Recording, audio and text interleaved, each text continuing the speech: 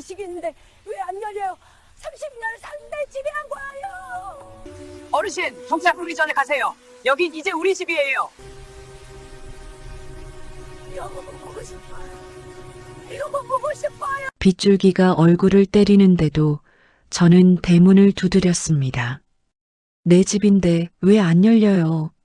30년을 산 내 집이라고요. 인터폰 너머로 유나의 목소리가 들렸습니다. 며칠 전까지만 해도 제 손을 자기 뺨에 갖다 대며 엄마 손 같아요 하고 울던 그 목소리였습니다. 어르신, 경찰 부르기 전에 가세요. 여긴 이제 우리 집이에요. 저는 그 순간 깨달았습니다. 제가 착하게 산 30년이 한 번의 도장으로 사라졌다는 것을요. 5일 전으로 돌아갑니다. 이제부터 이야기 시작합니다.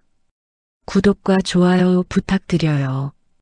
저는 지금 제 집 대문 앞 젖은 박스 위에 앉아 있습니다.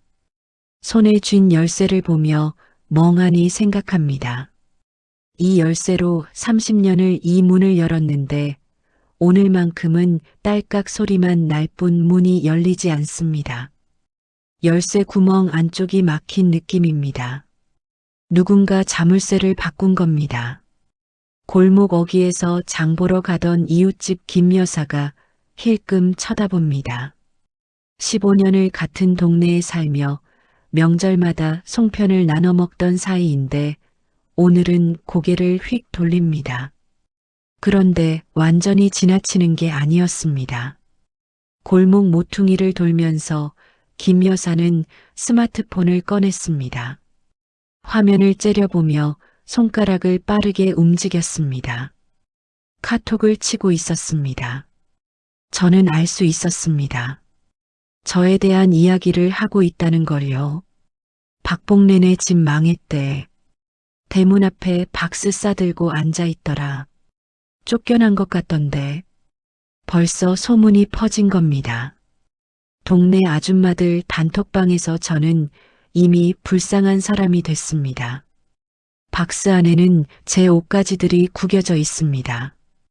겨울 내복, 여름 블라우스, 남편 제사 때 입던 검은색 치마까지 아무렇게나 쑤셔 넣어져 있습니다. 옷깃이 접히지도 않았고 지퍼가 열린 채로 박스 밖으로 삐져나와 있습니다. 저는 이 옷들을 스스로 챙긴 게 아닙니다. 누군가 제 물건을 급하게 버린 겁니다. 무릎이 시립니다. 박스가 얇아서 바닥에 차가운 기운이 그대로 올라옵니다. 엉덩이가 저리고 허리가 굳어갑니다. 하지만 일어설 수가 없습니다. 일어서면 어디로 가야 할지 모르기 때문입니다. 사람들이 지나갑니다. 출근하는 젊은이, 유모차를 끄는 엄마, 강아지를 산책시키는 할아버지. 모두가 저를 힐끗 보고 지나칩니다. 어떤 사람은 불쌍하다는 듯 고개를 저었습니다. 어떤 사람은 핸드폰을 꺼내 사진을 찍었습니다. 물론 몰래요. 저는 마치 구경거리가 된 것 같았습니다. 아무도 말을 걸지 않습니다. 저는 마치 길바닥에 버려진 박스 그 자체가 된 것 같습니다. 머릿속이 차가워집니다. 분노도 아니고 슬픔도 아닌 그저 냉기만 느껴집니다. 내가 뭘 잘못했지? 이 질문이 계속 맴돕니다. 착하게 살았습니다. 남에게 피해 주지 않으려 했습니다. 도움을 청하는 사람을 외면하지 않았습니다. 밥을 주면 사람이 착해진다고 믿었습니다. 눈물을 보면 마음이 약해졌습니다. 그런데 왜 제가 지금 내 집 앞에서 쫓겨난 사람처럼 앉아 있어야 합니까? 더 무서운 건 이 상황이 갑자기 온 게 아니라는 겁니다. 저는 알고 있었습니다. 뭔가 이상하다는 걸, 뭔가 잘못되고 있다는 걸. 그런데 저는 외면했습니다. 아니, 외면한 게 아니라 스스로 문을 열어준 겁니다. 사람에게도 서류에게도 도장에게도 문을 열어줬습니다. 왜냐하면 저는 좋은 사람이고 싶었으니까요. 제 집은 분명 내 이름이었습니다. 남편이 떠나고 나서도 제 명의였습니다. 등기부등본을 뽑아본 적도 있습니다. 동사무소에서 확인도 받았습니다. 그런데 언제 바뀐 걸까요? 누가 바꾼 걸까요? 아니, 제가 바꿔준 걸까요? 대문 안쪽에서 웃음소리가 들립니다. 낯익은 목소리입니다. 며칠 전까지만 해도 저를 할머니라고 부르며 손을 잡아주던 그 청년입니다. 공손하게 허리를 숙이고 제 말을 경청하고 할머니, 제가 도와드릴게요라고 말하던 그 사람입니다. 그 옆에서 울먹이던 여자 목소리도 들립니다. 지금은 울지 않습니다. 오히려 밝게 웃고 있습니다. 제 거실에서, 제 소파에서, 제 집에서 웃고 있습니다. 저는 그 웃음소리가 제 귀에 못처럼 박힙니다.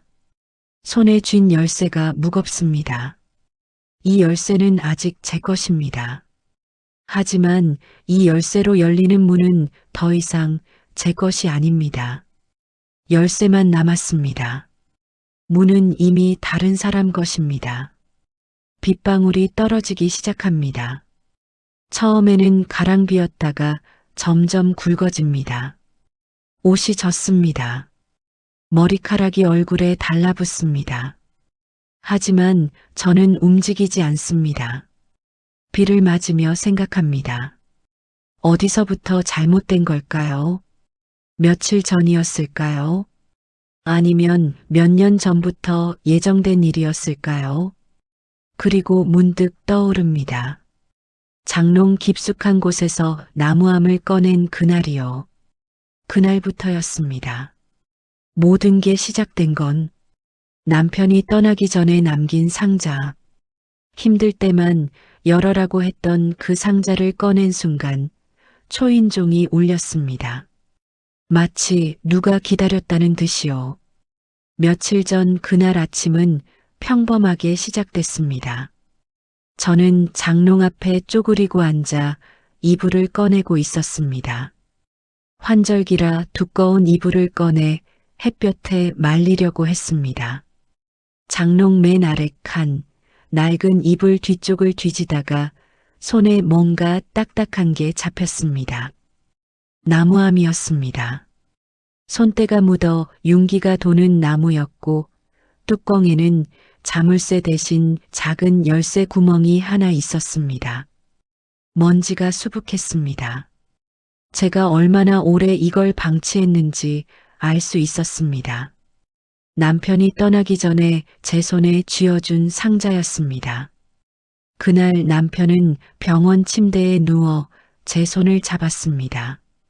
힘없는 손이었습니다.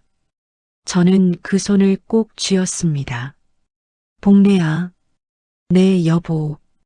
장롱 맨 아래 칸에 상자 하나 넣어뒀어. 내가 만든 거야. 상자요? 응. 힘들 때만 열어.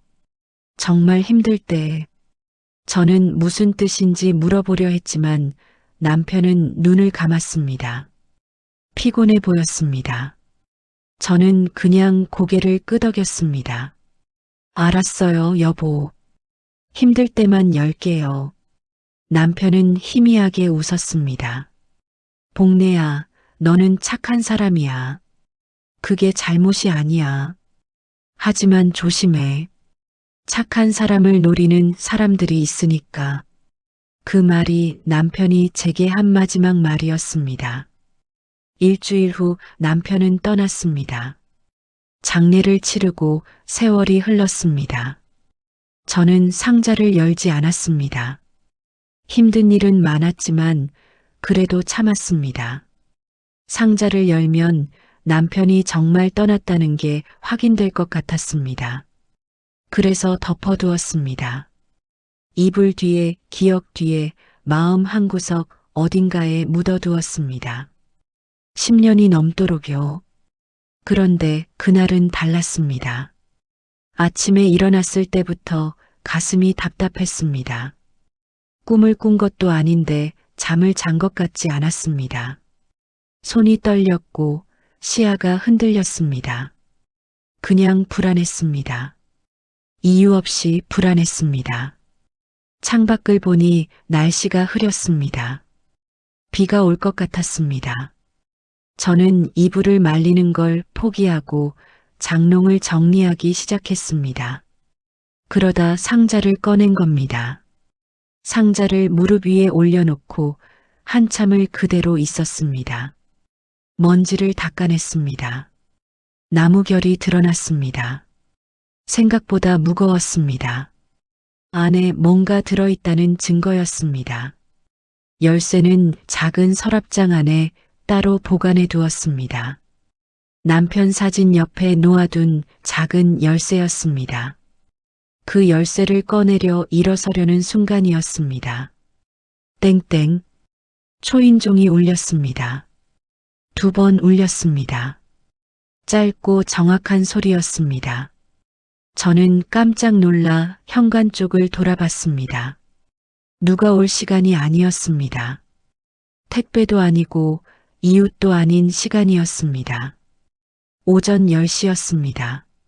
사람들이 다들 일하러 나간 시간이었습니다. 저는 상자를 다시 장롱 안에 밀어넣고 일어섰습니다. 현관으로 걸어가면서 인터폰을 확인했습니다. 화면에는 젊은 남자가 서 있었습니다. 정장을 입고 서류 가방을 들고 공손하게 허리를 숙이고 있었습니다. 30대 초반으로 보였습니다. 단정한 머리, 깔끔한 옷차림. 첫인상이 좋았습니다. 그 옆에 여자가 한 명 더 서 있었습니다. 20대 후반쯤으로 보였습니다. 눈이 붉었습니다. 울었던 것 같았습니다. 손수건을 쥐고 있었습니다. 저는 잠시 망설였습니다. 모르는 사람이었습니다. 하지만 그들의 태도가 너무 공손해서 그리고 여자가 울고 있어서 마음이 약해졌습니다. 저는 문을 열었습니다. 그게 첫 번째 실수였습니다. 문을 여는 순간 남자가 더 깊게 허리를 숙였습니다. 거의 90도였습니다. 여자도 고개를 숙였습니다. 할머니, 안녕하세요. 남자의 목소리는 부드러웠습니다. 정중했습니다. 저를 할머니라고 불렀습니다. 어르신도 아니고 손님도 아니고 할머니였습니다. 그 호칭이 저를 편안하게 만들었습니다. 네, 무슨 일이세요? 할머니, 저는 민도연입니다. 그는 명함을 꺼냈습니다. 두 손으로 공손하게 건넸습니다. 명함에는 이름과 전화번호만 적혀 있었습니다. 회사 이름은 없었습니다. 직함도 없었습니다. 저는 그 명함을 받아들고 멍하니 쳐다봤습니다. 글씨가 작아서 잘 보이지 않았습니다. 그때 여자가 말했습니다. 할머니, 정말 죄송해요. 목소리가 떨렸습니다. 눈물이 또 글썽였습니다. 그녀는 손수건으로 눈가를 닦았습니다. 저는 그 떨림이 진심이라고 믿었습니다. 외로운 사람은 누군가의 떨림을 쉽게 믿습니다. 그리고 저는 좋은 사람이고 싶었습니다. 괜찮아요. 무슨 일인데 그래요? 도연이 말했습니다. 할머니, 사실은 할머니 남편분을 알고 있습니다. 그 말에 저는 얼어붙었습니다. 남편 이름을 아는 사람이 찾아온 겁니다. 남편이 떠난 지 10년도 더 지났는데 그 이름을 기억하는 사람이 찾아온 겁니다. 제 남편을요? 네, 할머니. 저희 아버지가 할머니 남편분하고 친구셨대요. 여자가 떨리는 목소리로 말했습니다. 저는 이윤아예요. 아버지가 돌아가시기 전에 할머니 이야기를 하셨어요. 꼭 찾아뵙고 인사드리라고. 그녀의 목소리가 끊어졌습니다. 다시 울기 시작했습니다. 저는 그 장면을 보며 마음이 무너졌습니다. 젊은 사람들이 울고 있었습니다. 힘들어 보였습니다. 그리고 남편 이름을 알고 있었습니다. 저는 그들을 안으로 들였습니다. 들어오세요. 밖에서 그러지 말고. 그게 두 번째 실수였습니다. 하지만 저는 그때 선택권이 있다고 생각하지 못했습니다. 남편 이름을 아는 사람이 찾아왔으면 들어주는 게 도리라고 생각했습니다. 그들이 현관을 넘어 거실로 들어왔습니다. 그 순간부터 제 삶이 무너지기 시작했습니다. 거실로 안내하며 저는 그들에게 물을 따라주려 부엌으로 갔습니다. 그 사이 도연은 서류 가방을 바닥에 내려놓았습니다. 지퍼 소리가 들렸습니다. 저는 냉장고에서 보리차를 꺼냈습니다. 컵 2개에 따랐습니다. 그리고 과일 접시도 준비했습니다. 사과 몇 조각을 깎았습니다. 물을 따르고 과일을 깎고 사람을 대접하는 것. 그것이 제가 사람을 대하는 방식이었습니다. 거실로 돌아오니 탁자 위에 서류가 펼쳐져 있었습니다. A사 용지 여러 장이 가지런히 놓여 있었고 그 위에는 형광펜으로 줄이 그어져 있었습니다. 저는 물컵을 내려놓으며 그 서류를 힐끗 봤습니다. 글씨가 너무 작았습니다. 숫자가 빼곡했습니다. 읽히지 않았습니다. 민도연은 공손하게 앉아 있었습니다.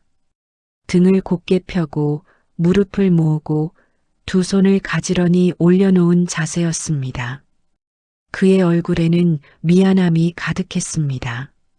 눈빛이 진지했고 목소리는 낮았습니다. 그는 제가 앉기를 기다렸습니다. 저는 그 예의가 고마웠습니다. 저는 소파에 앉았습니다. 도연은 천천히 입을 열었습니다. 할머니, 먼저 이렇게 찾아뵙게 돼서 정말 죄송합니다.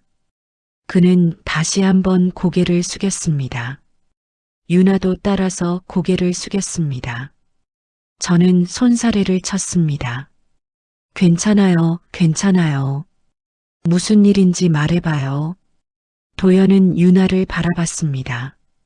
유나는 눈물을 훔쳤습니다. 그리고 떨리는 목소리로 말했습니다. 할머니, 저희가 지금 정말 힘들어요.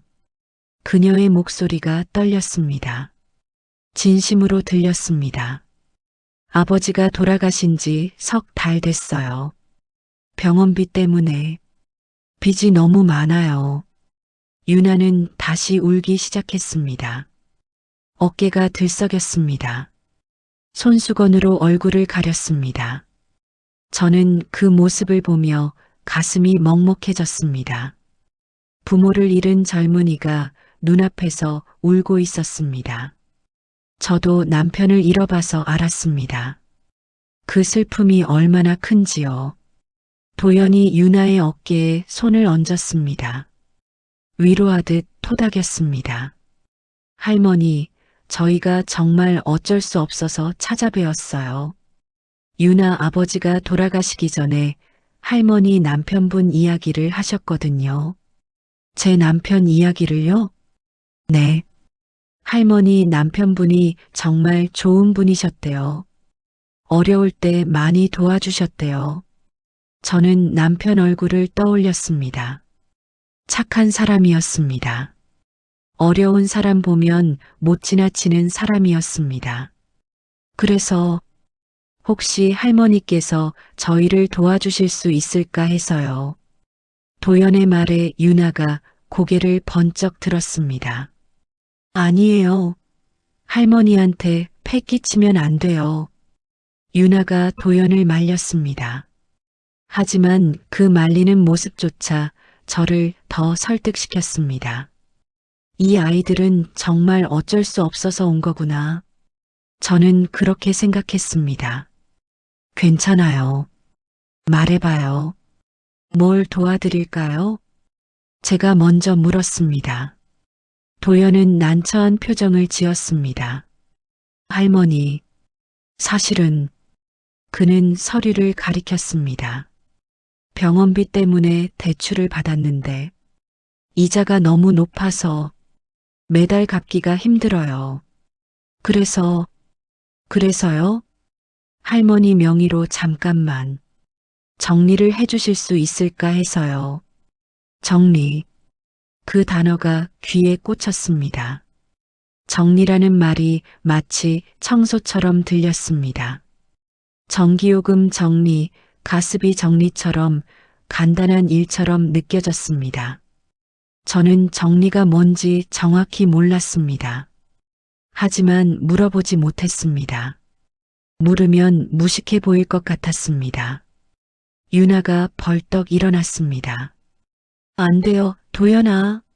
할머니한테 이런 부탁하면 안 돼. 그녀는 저를 향해 고개를 숙였습니다. 할머니, 죄송해요. 저희가 정신이 없어서 이런 부탁 드릴 처지가 아닌데. 유나는 다시 울기 시작했습니다. 진심으로 미안해하는 것 같았습니다. 저는 그 순간 결심했습니다.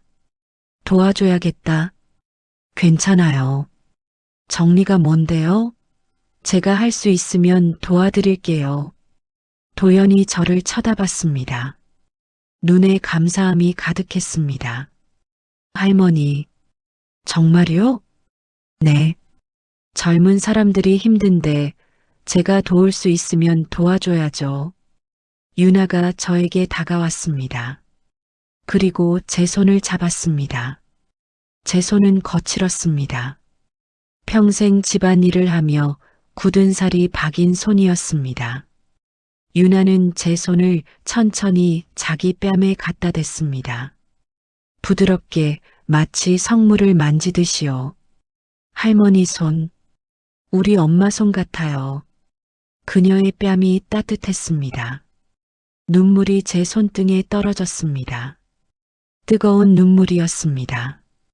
엄마가 돌아가신 지 10년 됐어요. 할머니 손 잡으니까 엄마 생각나요. 저는 그 순간 마음이 완전히 무너졌습니다. 엄마 없이 자란 아이였습니다. 아버지마저 잃은 아이였습니다.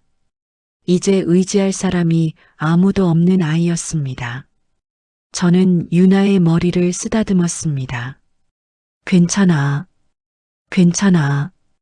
이제 할머니가 도와줄게. 유나는 제 품에 안겨 울었습니다. 어깨가 들썩였습니다. 저는 그 어깨를 토닥였습니다. 마치 제 딸을 안고 있는 것 같았습니다.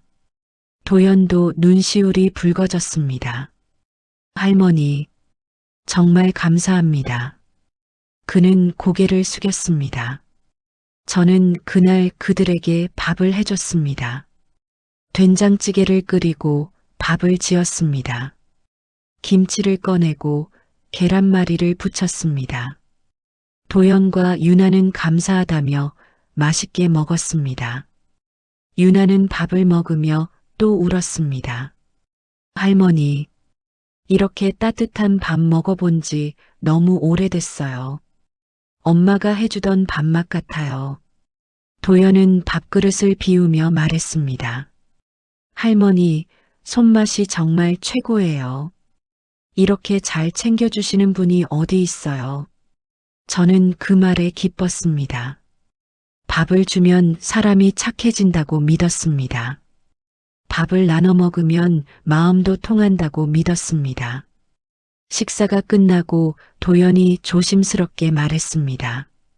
할머니, 그럼 내일 은행 한 번만 같이 가주시면 안 될까요? 은행에요? 네. 직원분이 본인 확인만 하면 된대요. 복잡한 거 아니고 그냥 확인만 하는 거예요. 저는 고개를 끄덕였습니다. 그 정도야 할 수 있죠. 언제 갈까요? 내일 오전에 제가 모시러 올게요. 할머니 차도 없으시잖아요. 고마워요. 그날 밤 그들이 돌아간 후 저는 잠을 이루지 못했습니다. 뭔가 불안했습니다. 하지만 그 불안이 무엇인지 정확히 알지 못했습니다.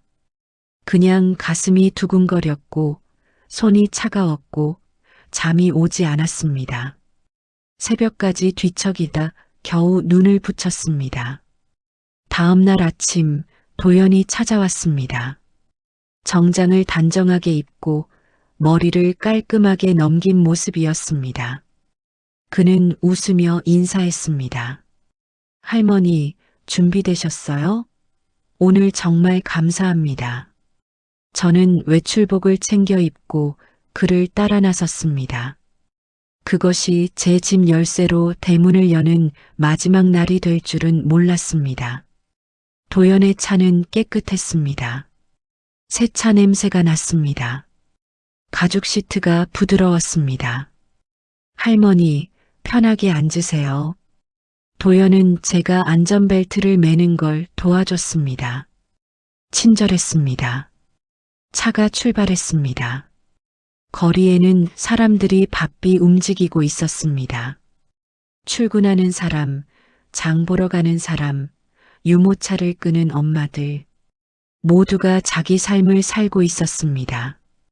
저도 제 삶을 살고 있다고 생각했습니다. 누군가를 돕는 일이 제 삶의 일부라고 생각했습니다. 차는 큰 은행 앞에 멈췄습니다. 건물이 높았고 유리문이 반짝였습니다. 도연은 차에서 내려 제 문을 열어줬습니다. 손을 내밀어 부축해줬습니다. 천천히 내리세요, 할머니. 저는 그 손을 잡고 천천히 내렸습니다. 은행 안은 사람들로 붐볐습니다.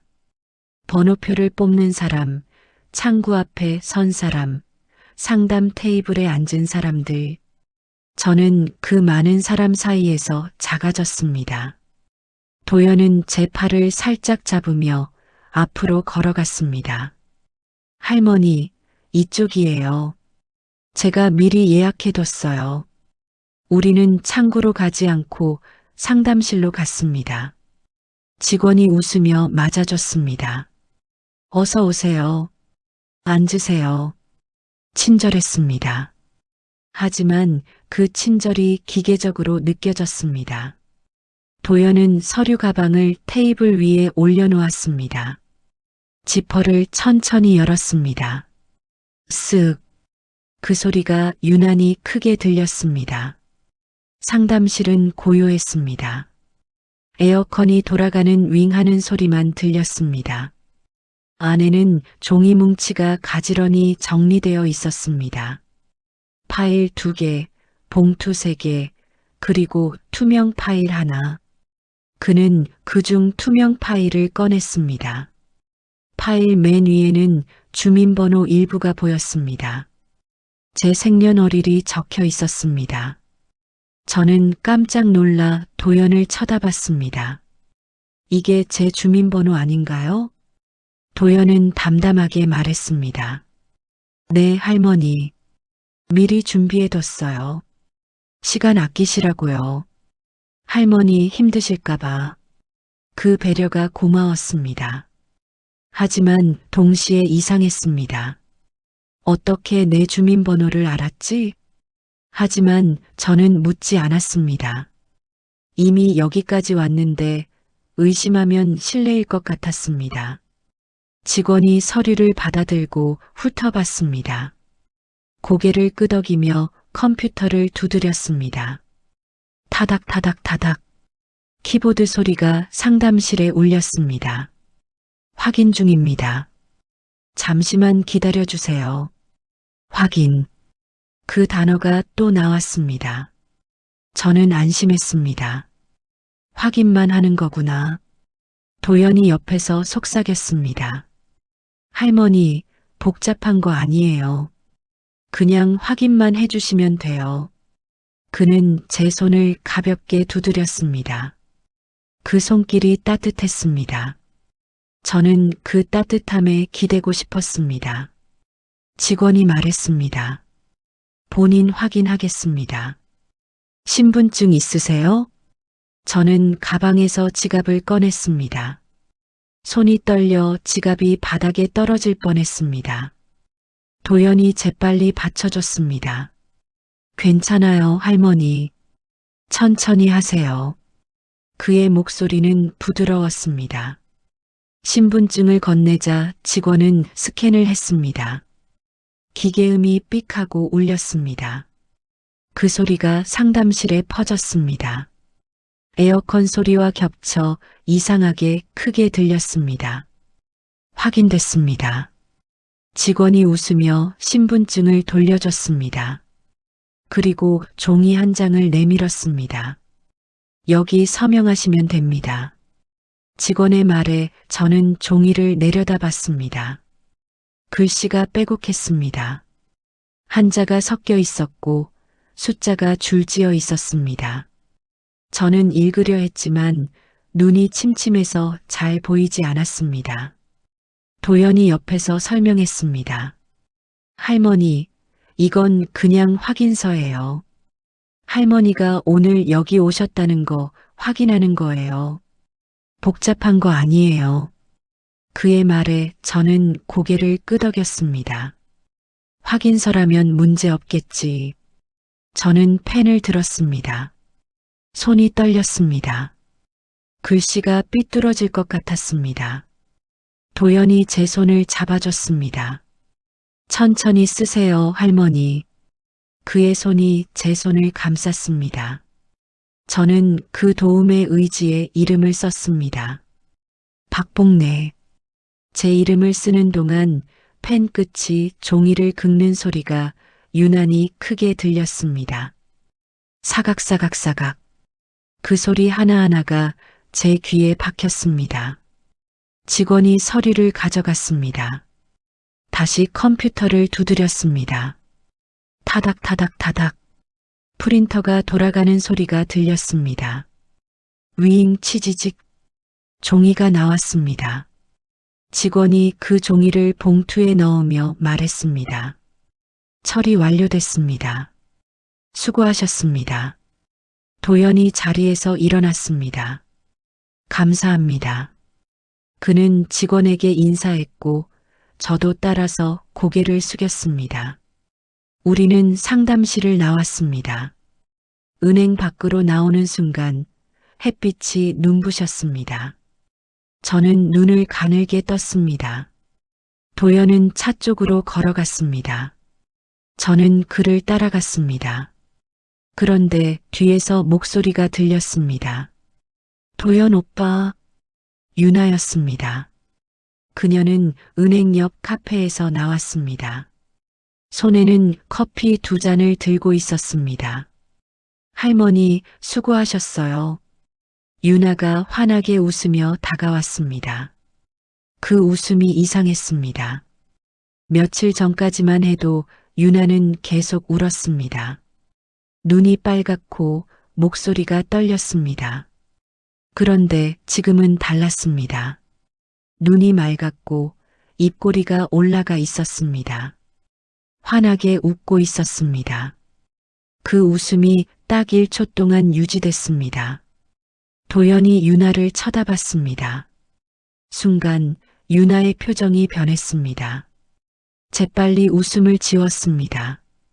다시 수줍은 얼굴로 돌아왔습니다.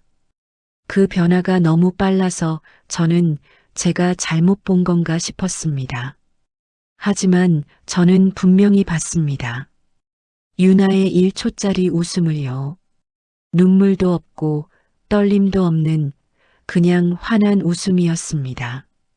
할머니, 커피 드릴까요? 아니야, 괜찮아. 저는 그 1초의 웃음이 신경 쓰였습니다. 하지만 내가 잘못 본 거겠지라고 생각했습니다. 차에 탔습니다. 도연은 시동을 걸었습니다. 유나는 뒷자리에 앉았습니다. 저는 조수석에 앉아 창밖을 봤습니다. 가슴이 두근거렸습니다. 뭔가 놓친 것 같았습니다. 뭔가 잘못된 것 같았습니다. 하지만 입 밖으로 꺼내지 못했습니다. 도연이 친절했고, 유나가 고마워했고, 은행 직원도 웃었으니까요. 모두가 괜찮다고 했으니까요. 저만 불안한 게 이상한 거라 생각했습니다. 집에 도착했습니다. 도연이 차에서 내려 문을 열어줬습니다. 할머니, 오늘 정말 감사합니다. 할머니 덕분에 저희가 살았어요. 그는 다시 한번 허리를 숙였습니다. 저는 손을 흔들며 괜찮다고 했습니다. 현관문을 열고 들어섰습니다. 집안이 조용했습니다. 저는 소파에 주저앉았습니다. 가방을 내려놓고 한숨을 쉬었습니다. 그때 핸드폰이 울렸습니다. 문자였습니다. 은행에서 온 문자였습니다. 대출 실행 완료. 잔액 확인 바랍니다. 저는 화면을 멍하니 바라봤습니다. 대출. 그 단어가 눈에 들어왔습니다. 저는 대출을 받은 적이 없었습니다. 은행에서 확인만 했을 뿐이었습니다. 그런데 왜 대출이라는 말이 나오는 걸까요? 손이 떨렸습니다. 핸드폰을 쥔 손에 힘이 들어갔습니다. 저는 은행 번호로 전화를 걸었습니다. 한참을 기다려 상담원이 받았습니다. 고객님, 무엇을 도와드릴까요? 아까 은행에 갔었는데요. 대출이라는 문자가 왔어요. 네, 고객님. 오늘 대출 실행하셨죠? 2천만 원 신용대출이요. 2천만 원이요? 저는 확인만 했는데요. 고객님, 직접 신청하셨어요. 서명도 있고 신분증 사본도 있습니다. 본인 신청 맞습니다. 상담원의 차갑고 정확한 목소리가 제 귀를 때렸습니다. 저는 전화를 끊었습니다. 핸드폰을 소파에 던졌습니다. 숨이 막혔습니다. 가슴이 답답했습니다. 확인이 아니었습니다. 신청이었습니다. 저는 제가 뭘 했는지도 모르고 도장을 찍은 겁니다. 2천만 원. 제가 평생 모아도 모으기 힘든 돈이었습니다. 그 돈이 지금 제 이름으로 빚이 된 겁니다. 저는 소파에 주저앉았습니다. 눈물이 났습니다. 하지만 울 수도 없었습니다. 목이 메어 소리가 나오지 않았습니다. 거실 벽을 보니 남편 사진이 걸려 있었습니다. 남편은 웃고 있었습니다. 액자 속에서 환하게 웃고 있었습니다. 하지만 제 현실은 지옥으로 변하고 있었습니다. 저는 남편 사진을 보며 중얼거렸습니다. 여보, 제가 큰일 났어요. 사진 속 남편은 계속 웃고 있었습니다. 그날 밤 저는 아무것도 먹지 못했습니다. 입맛이 없었고 속이 메스꺼웠습니다. 핸드폰을 계속 들여다봤습니다. 은행 문자를 10번도 넘게 읽었습니다. 대출 실행 완료. 2천만 원. 그 글자가 눈에 박혔습니다. 새벽까지 잠을 이루지 못했습니다. 천장을 바라보다가 벽을 보다가 다시 천장을 봤습니다. 시계 소리가 유난히 크게 들렸습니다. 똑딱, 똑딱. 그 소리가 심장 박동처럼 느껴졌습니다. 아침이 되자 전화가 왔습니다. 도연이었습니다. 할머니, 어제 정말 고생하셨어요. 덕분에 저희가 숨통이 트였어요. 목소리는 여전히 밝았습니다. 마치 아무 일도 없다는 듯이요. 저는 떨리는 목소리로 물었습니다. 도연 씨, 제가 어제 대출을 받은 건가요? 도연은 잠시 침묵했습니다. 그리고 웃으며 대답했습니다. 아, 그거요. 할머니, 그게 바로 정리예요. 할머니 명의로 잠깐 대출받아서 저희 빚을 정리하는 거예요. 금방 갚을 거예요. 걱정 마세요. 정리. 그 단어가 또 나왔습니다. 저는 어제도 정리라는 말을 들었습니다. 그런데 정리가 대출이었습니다. 정리가 빚이었습니다. 저는 목소리를 높였습니다. 그런 얘기 안 하셨잖아요. 확인만 한다고 하셨잖아요. 도연의 목소리가 차가워졌습니다. 할머니, 어제 서류에 다 적혀 있었어요. 할머니가 안 읽으신 거죠. 그 말에 저는 할 말을 잃었습니다. 서류를 제대로 읽지 못한 건 사실이었습니다. 글씨가 작아서 눈이 침침해서 읽지 못했습니다. 할머니, 걱정 마세요. 저희가 다 갚을 거예요.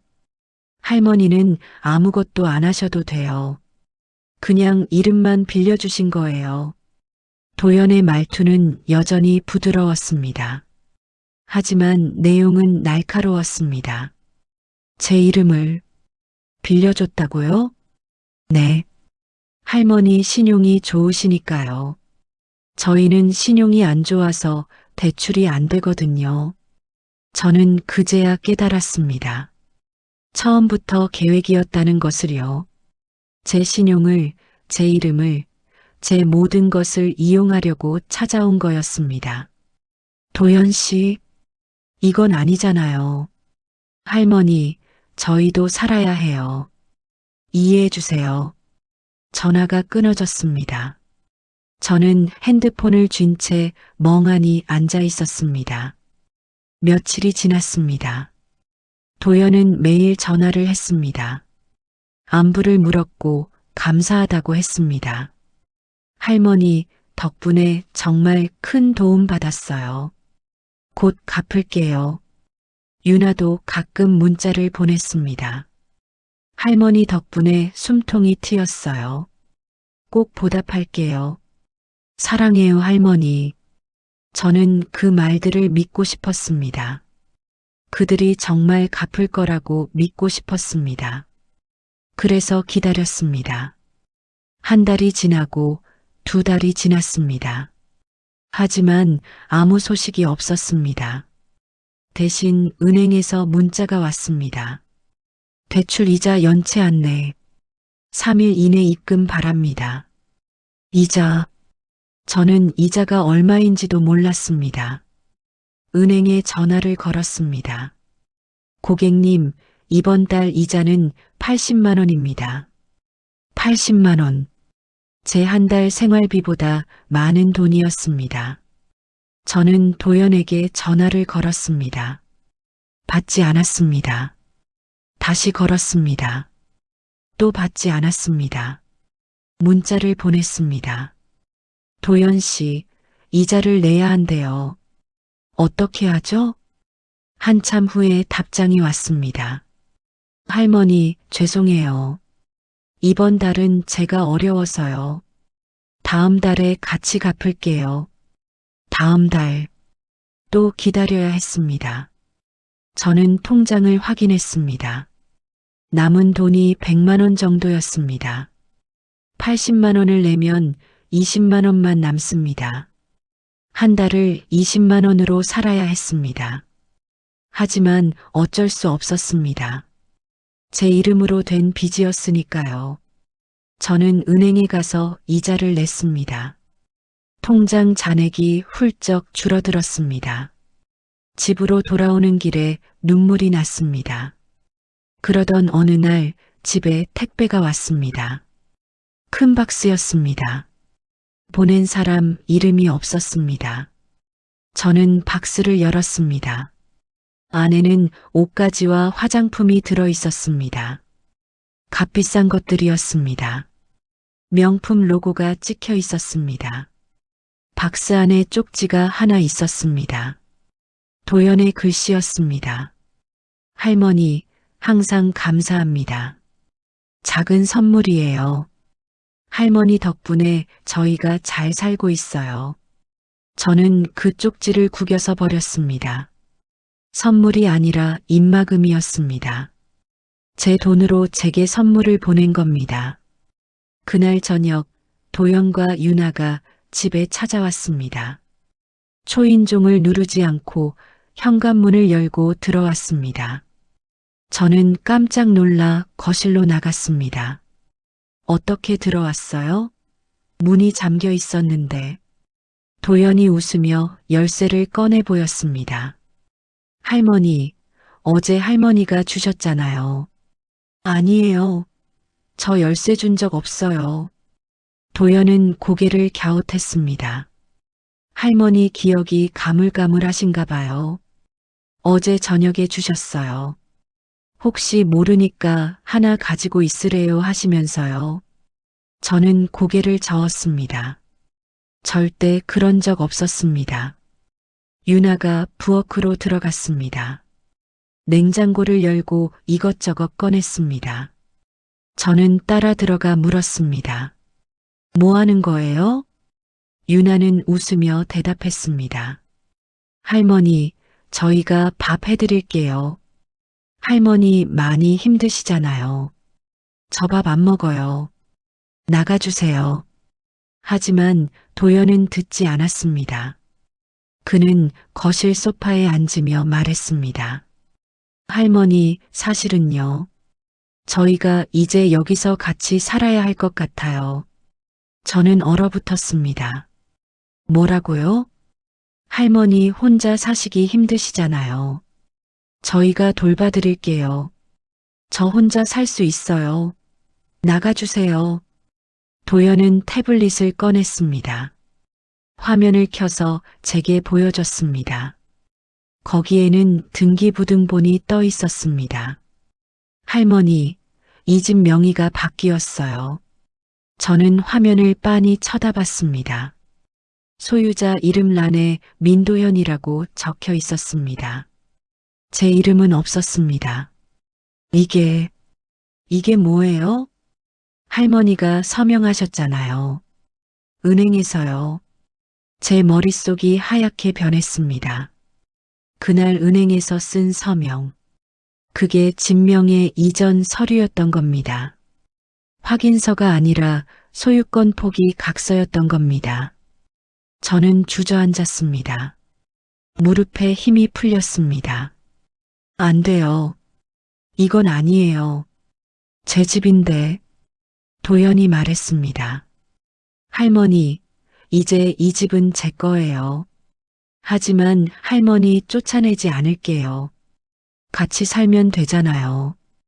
그의 목소리에는 온기가 없었습니다. 며칠 전까지 할머니라고 다정하게 부르던 그 목소리가 아니었습니다. 유나가 옆에서 말했습니다. 할머니, 너무 서운해하지 마세요. 저희도 어쩔 수 없었어요. 빚 때문에 정말 힘들었거든요. 그녀의 눈에는 눈물이 없었습니다. 며칠 전 제 품에 안겨 울던 그 눈물은 어디 갔는지 모르겠습니다. 그날부터 제 집은 제 집이 아니게 됐습니다. 도연과 유나가 들어왔습니다. 짐을 날랐습니다. 제 방에 박스를 쌓았습니다. 제 물건을 한쪽으로 밀었습니다. 저는 항의했습니다. 소리쳤습니다. 하지만 소용없었습니다.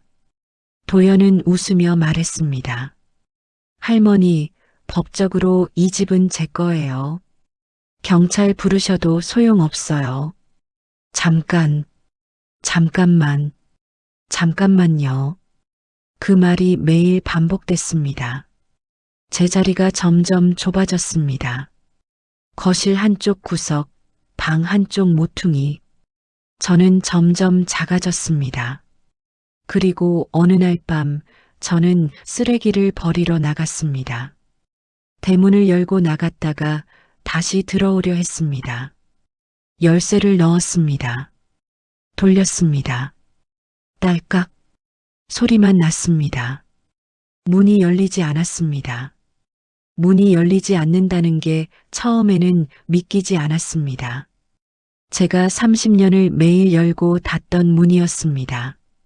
아침마다 신문을 가지러 나갈 때, 장을 보러 갈 때, 동네 산책을 갈 때, 수없이 열고 닫았던 문이었습니다. 그런데 지금 그 문이 저를 막아서고 있었습니다. 열쇠를 빼서 다시 넣어봤습니다. 각도를 바꿔서 돌려봤습니다.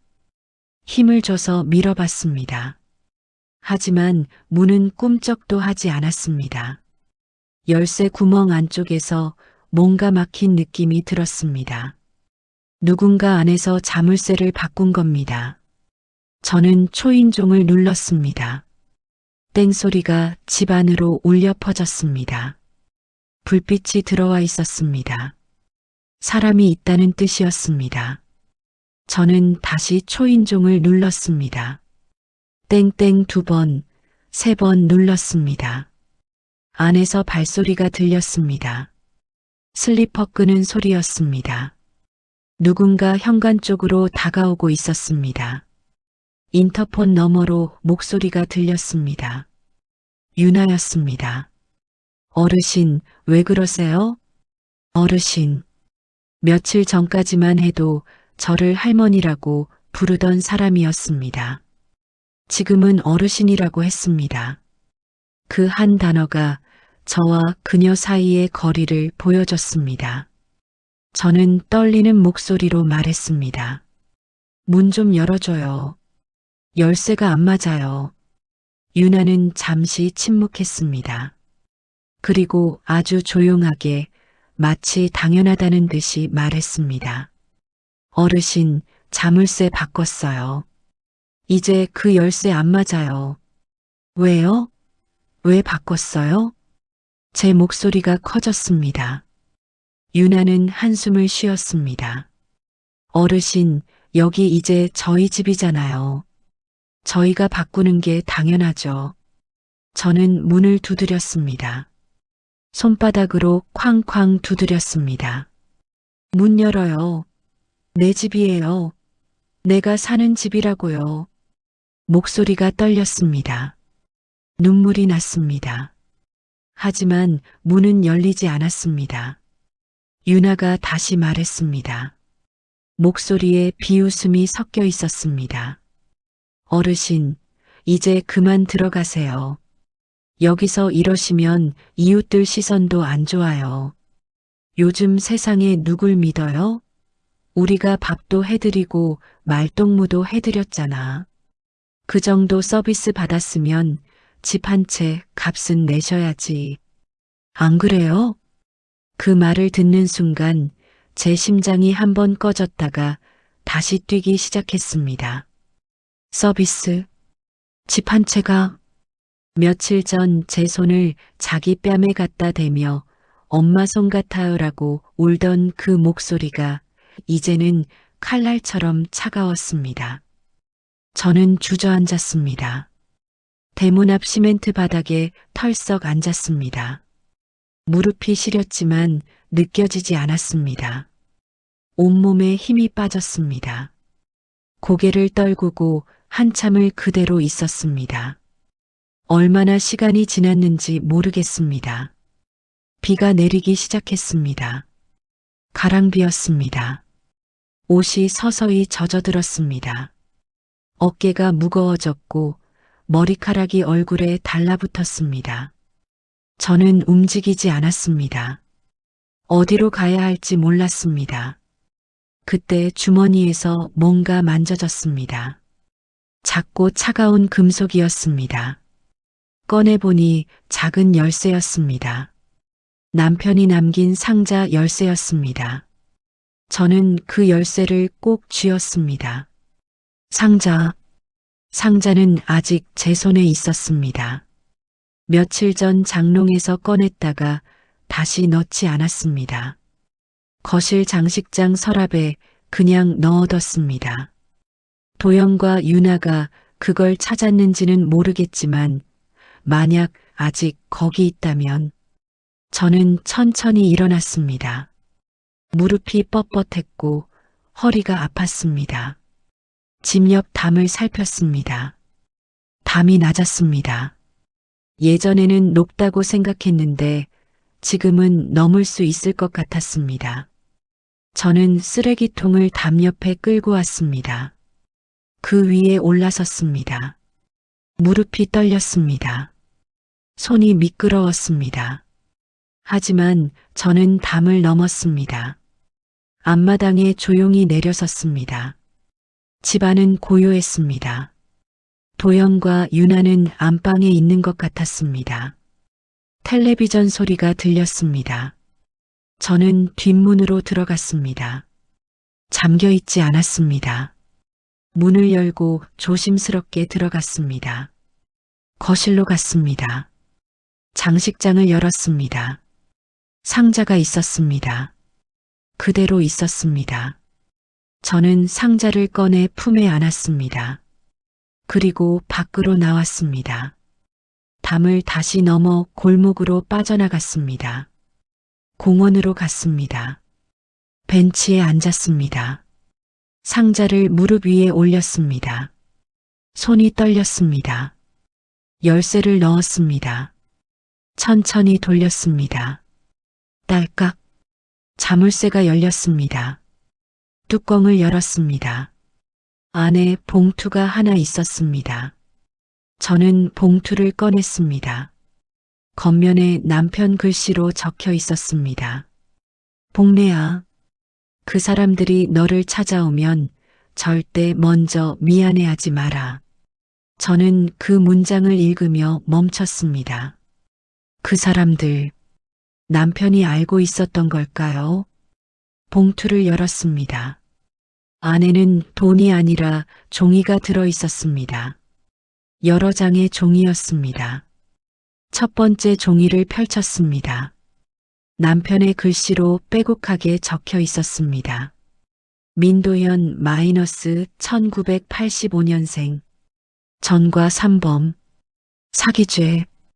저는 숨이 멎었습니다. 계속 읽었습니다.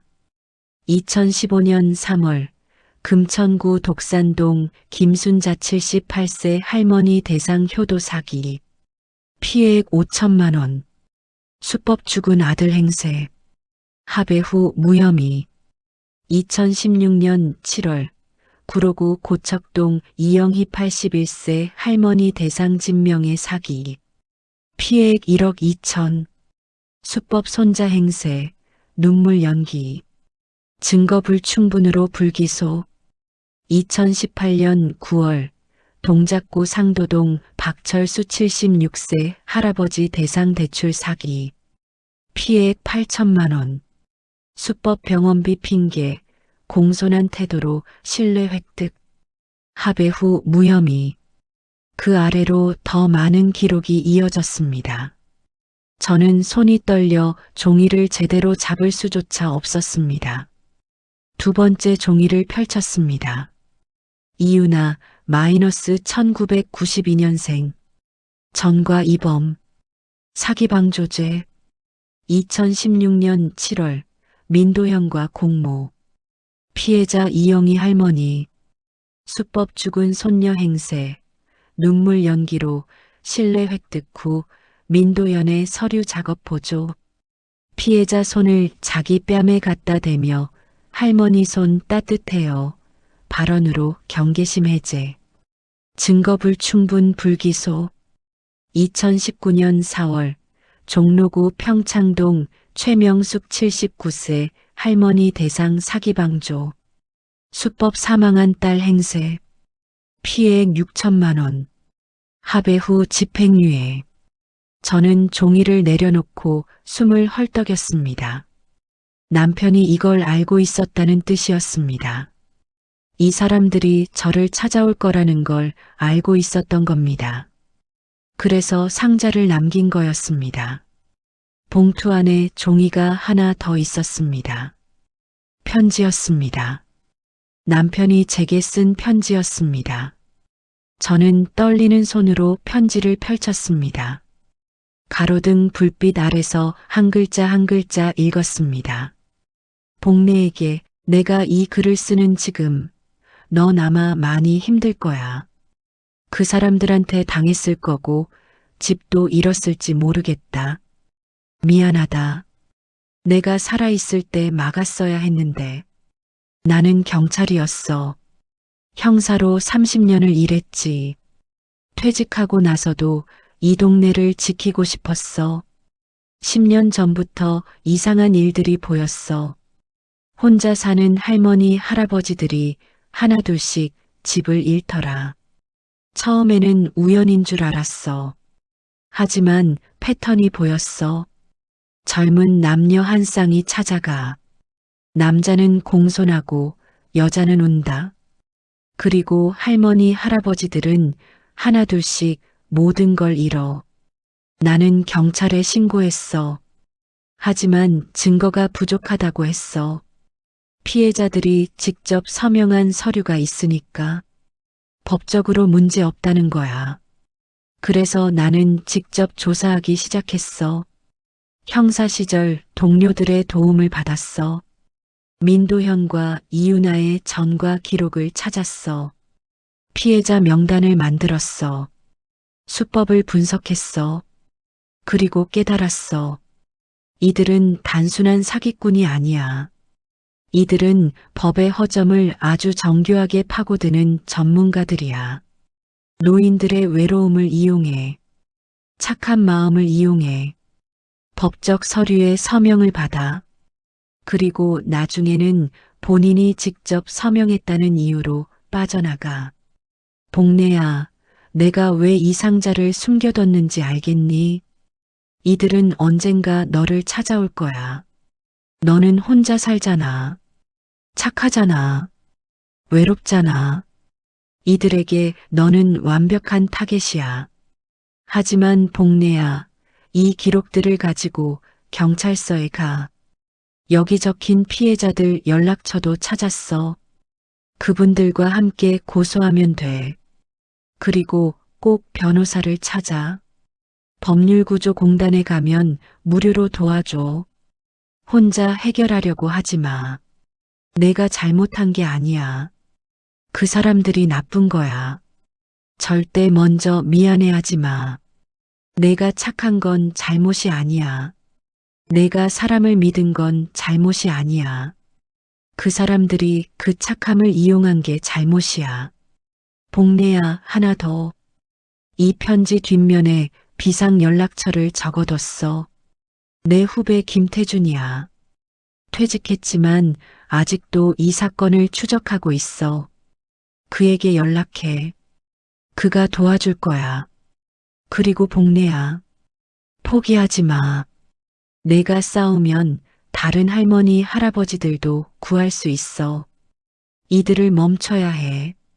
법이 느리더라도 정의는 반드시 온다. 사랑한다, 복래야. 끝까지 포기하지 마. 마이너스 너의 남편 김동수. 저는 편지를 읽으며 눈물을 쏟았습니다. 남편이 모든 걸 알고 있었습니다.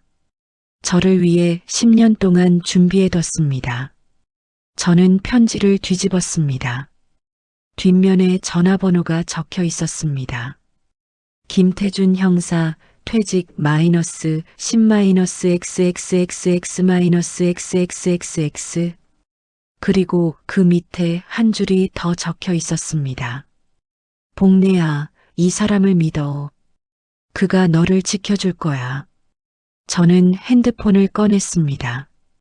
손이 떨렸지만 번호를 눌렀습니다. 신호음이 울렸습니다. 한참을 기다렸습니다. 그리고 누군가 전화를 받았습니다. 여보세요? 중년 남자의 목소리였습니다. 묵직하고 신뢰감 있는 목소리였습니다. 저는 제 목소리가 떨렸습니다. 김동수 형사 부인이신가요? 그 한마디에 저는 울음을 터뜨렸습니다. 네, 제가 박복래예요. 복래 씨 기다리고 있었습니다. 김동수 형제가 얘기 많이 했어요. 지금 어디 계세요? 공원이요. 집에서 쫓겨났어요. 알겠습니다. 위치 보내주세요. 제가 지금 바로 갑니다. 전화가 끊어졌습니다. 저는 위치를 전송했습니다. 그리고 벤치에 앉아 기다렸습니다. 30분쯤 지나자 한 남자가 나타났습니다. 50대 후반으로 보였습니다. 단단한 체격에 날카로운 눈빛을 가진 사람이었습니다. 복례 씨? 네. 그는 제 옆에 앉았습니다. 저는 김태준입니다. 김동수 형사 후배였어요. 형사로 30년 일했습니다. 저는 고개를 숙였습니다. 감사합니다. 김태준은 제 손에 쥐어진 서류들을 봤습니다. 동수 형사가 남긴 자료군요. 네. 그는 서류를 받아 천천히 읽기 시작했습니다. 한참을 읽더니 고개를 끄덕였습니다. 이거면 됩니다.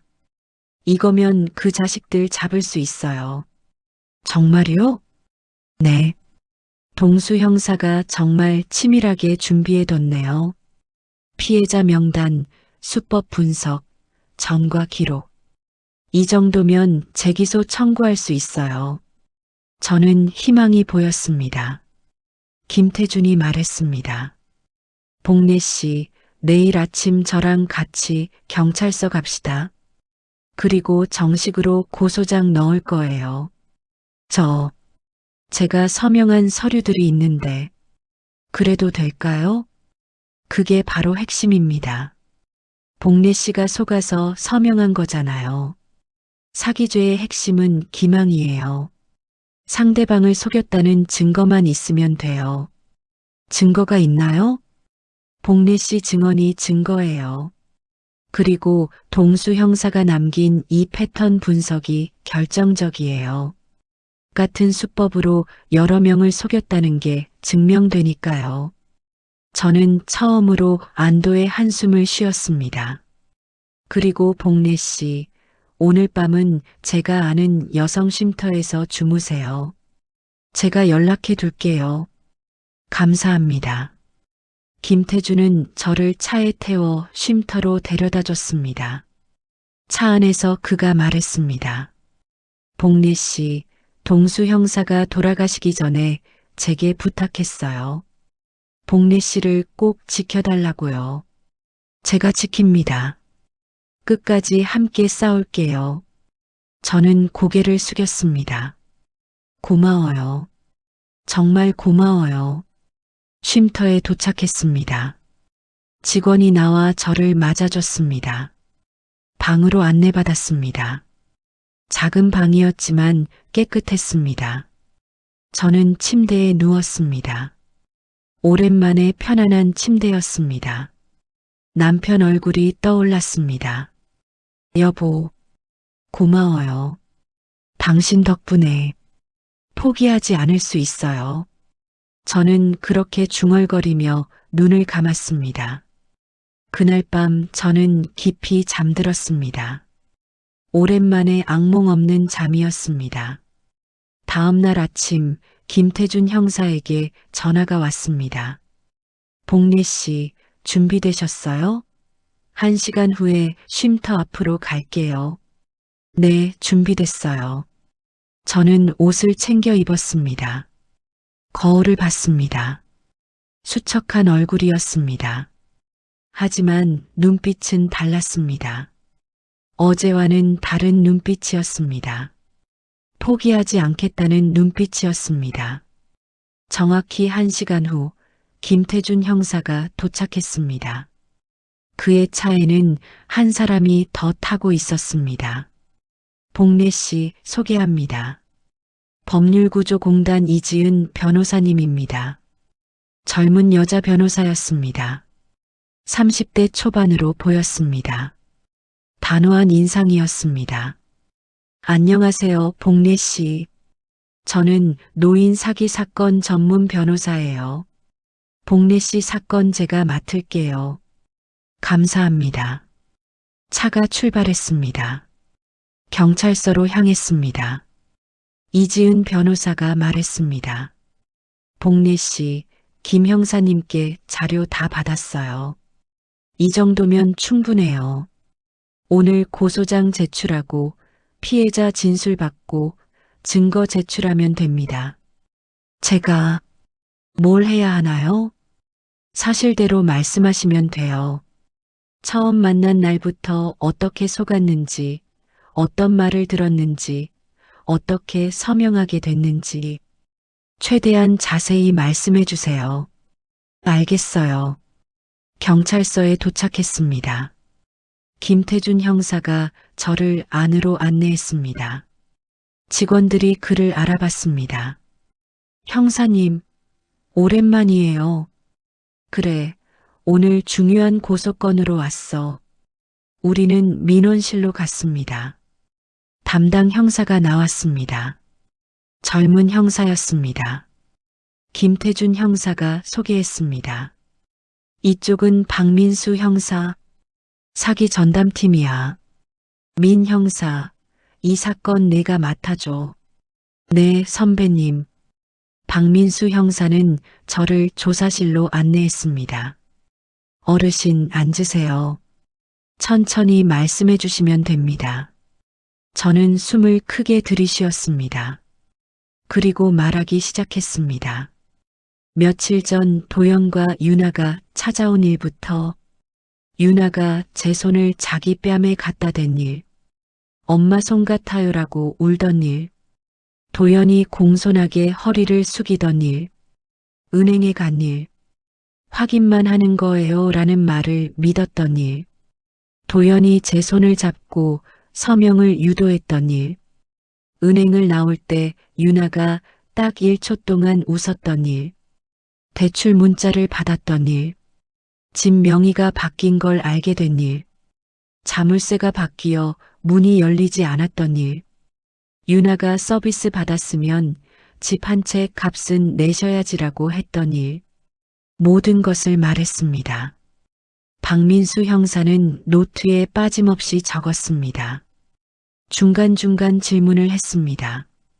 어르신, 은행에서 서류 읽어보셨어요? 아니요. 글씨가 너무 작아서. 도연 씨가 뭐라고 설명했죠? 확인서라고 했어요. 제가 은행에 왔다는 걸 확인하는 거라고. 실제로는 뭐였나요? 대출 신청서였어요. 그리고 나중에 알았는데 진명의 이전 동의서도 있었대요. 박민수 형사가 고개를 끄덕였습니다. 전형적인 수법이네요. 서류를 여러 장 섞어놓고 중요한 부분은 설명 안 하고 노인분이 읽기 어렵게 만드는 거죠. 이지은 변호사가 끼어들었습니다. 형사님, 이건 명백한 기망행위예요. 사기죄 성립합니다. 박민수 형사가 말했습니다. 동의합니다. 그런데 더 중요한 게 있어요. 그는 김태준 형사가 가져온 자료를 펼쳤습니다. 이 자료 보세요. 민도형과 이유나, 이들은 상습범이에요. 지난 10년간 피해자가 최소 15명이에요. 15명이요? 저는 깜짝 놀랐습니다. 네. 하지만 대부분 합의로 끝났어요. 피해자들이 나이가 많으시고 법적 절차가 복잡해서 포기하신 거죠. 그리고 이들은 그걸 노렸어요. 김태준 형사가 말했습니다. 그래서 이번에는 끝까지 가야 해. 복례 씨뿐만 아니라 다른 피해자들도 함께 고소하면 돼. 다른 피해자들이요? 네. 제가 연락할게요. 동수 형사가 남긴 명단이 있어요. 박민수 형사가 말했습니다. 좋습니다. 그럼 집단 고소로 진행하죠. 그게 더 효과적이에요. 진술이 끝나고 저는 고소장에 서명했습니다. 이번에는 떨리지 않았습니다. 또박또박 제 이름을 썼습니다. 박복래. 박민수 형사가 말했습니다. 어르신, 이제 이 사람들 체포할 거예요. 빠르면 이틀 안에 영장 나올 겁니다. 정말요?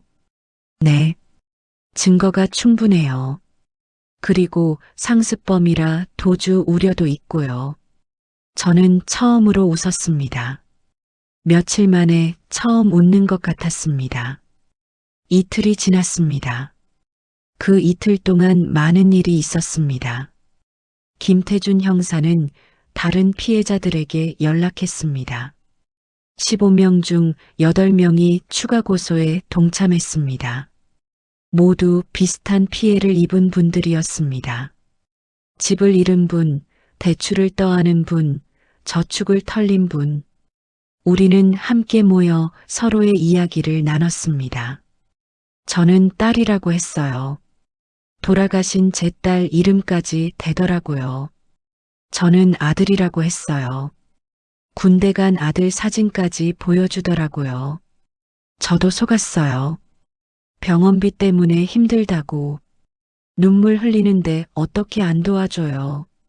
모두가 같은 수법에 당한 분들이었습니다.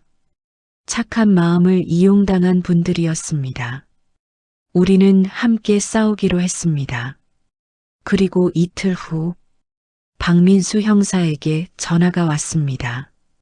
복래 씨, 영장 나왔어요. 지금 가서 체포할게요. 동행하시겠어요? 네, 가겠어요. 저는 김태준 형사, 이지은 변호사와 함께 경찰차를 탔습니다. 제 집으로 향했습니다. 아니, 이제는 되찾을 제 집으로. 골목에 들어서자 경찰차 2대가 더 보였습니다. 대문 앞에 경찰관들이 서 있었습니다. 저는 차에서 내렸습니다. 박민수 형사가 초인종을 눌렀습니다. 땡. 익숙한 소리였습니다. 안에서 발소리가 들렸습니다. 도연이 인터폰으로 나왔습니다. 누구세요? 경찰입니다. 문 열어주세요. 잠시 침묵이 흘렀습니다. 그리고 문이 열렸습니다. 도연이 나왔습니다. 며칠 만에 보는 얼굴이었습니다. 그는 편한 옷을 입고 있었습니다. 제 집에서 편하게 지내고 있었던 겁니다. 표정이 굳어졌습니다. 저를 보는 순간 그의 얼굴이 하얗게 질렸습니다. 민도연 씨 맞으시죠? 네. 그런데 박민수 형사는 수갑을 꺼냈습니다. 사기 및 사문서 위조 혐의로 체포합니다. 잠깐만요. 무슨 소리예요? 도연이 뒤로 물러서려 했습니다. 하지만 경찰관이 재빨리 그의 팔을 잡았습니다. 수갑이 채워졌습니다. 찰칵. 그 소리가 제 귀에 또렷하게 들렸습니다. 안에서 유나가 나왔습니다. 오빠, 무슨 일이야? 그녀는 화장도 안 한 얼굴이었습니다. 잠옷 차림이었습니다. 저를 보는 순간 그녀의 얼굴도 굳어졌습니다. 이유나 씨도 동행해 주셔야겠어요. 저요? 왜요? 사기방조 혐의가 있습니다. 말도 안 돼요. 저는 아무것도 안 했어요. 유나가 소리쳤습니다. 하지만 경찰관은 그녀에게도 수갑을 채웠습니다. 저는 그 장면을 지켜봤습니다. 며칠 전까지만 해도 저를 할머니라고 부르며 눈물 흘리던 사람들이었습니다. 제 손을 잡고 엄마 손 같아요라고 했던 사람들이었습니다. 지금은 수갑을 찬 채 저를 노려보고 있었습니다. 도연이 저를 쳐다봤습니다. 할머니, 이러시면 안 되죠. 저희가 할머니한테 얼마나 잘해드렸는데. 저는 그 말에 웃음이 나왔습니다.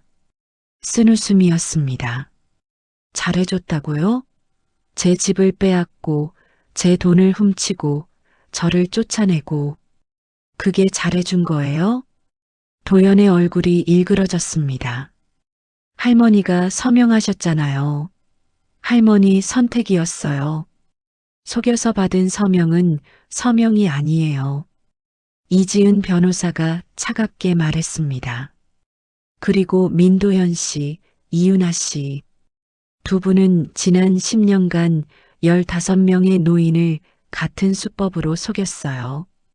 증거 다 있어요. 유나의 얼굴이 새하얗게 질렸습니다. 그게 무슨, 이유나 씨. 2016년 이영희 할머니 기억하시죠? 손녀라고 속이고 진명에 가로챈 거. 그때도 할머니 손을 자기 뺨에 갖다 대며 할머니 손 따뜻해요라고 했죠. 2019년 최명숙 할머니도 기억나시죠? 사망한 딸 행세하며 6천만 원 받아낸 거. 유나는 아무 말도 하지 못했습니다. 저는 천천히 유나에게 다가갔습니다. 유나가 저를 올려다봤습니다. 수갑을 찬 손이 떨리고 있었습니다. 저는 조용히 말했습니다. 유나야, 그날 은행 앞에서 내가 웃는 걸 봤다.